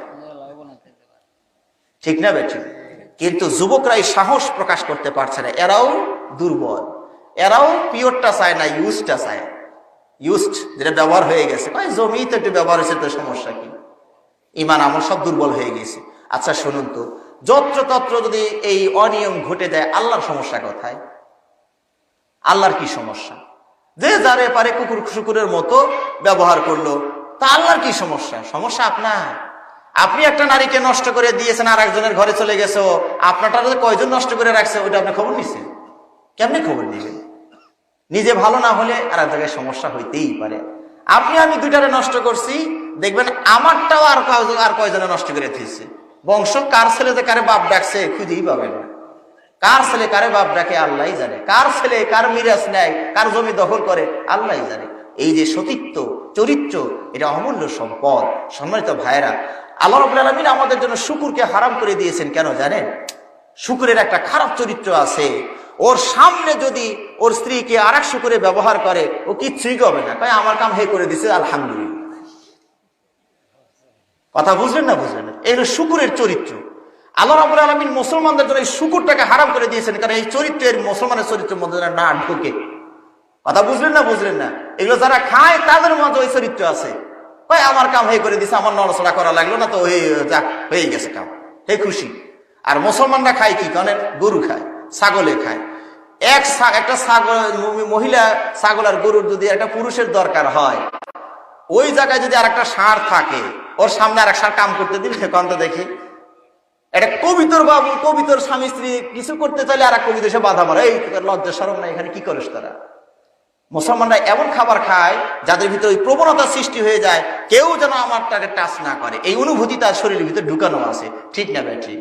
এখন তারা শুকুরের চর্বি, শুকুরের মাংস গলিয়ে, যে কি করে এই সব পানীয় করে, বলা হয় পেপসি, কোকা কোলার ভিতরে ওই শুকুরের গোস্ত, চর্বি খাওয়া আপনাদের মুসলমানদের খাওয়াইতেছে, যাতে করে এই অনুভূতিটা তৈরি হয়ে যায়,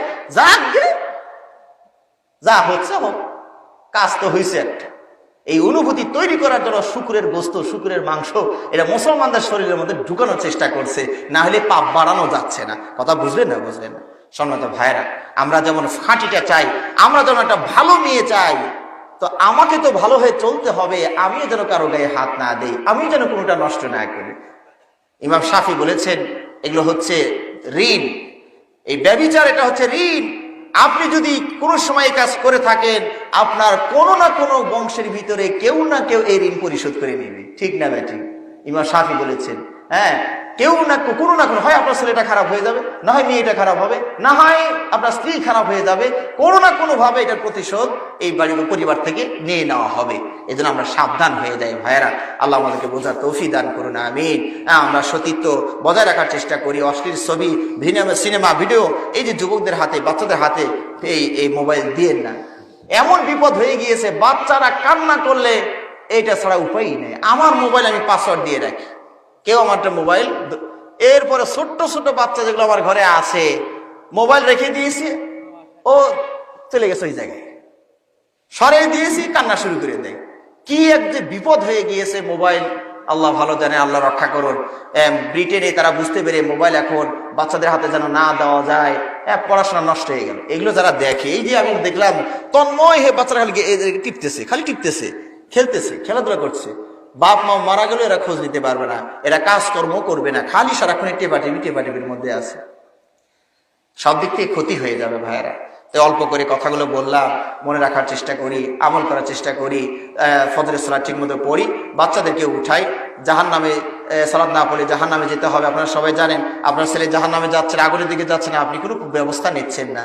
হ্যাঁ ভাইরা, আমরা সাবধান হয়ে যাই, মরণের কথা বেশি বেশি স্মরণ করি, পাপ থেকে বিরত থাকতে পারবো। আল্লাহ আমাদের সবাইকে পাপ মুক্ত জীবন গড়ার তৌফিক দান করুন, আমিন।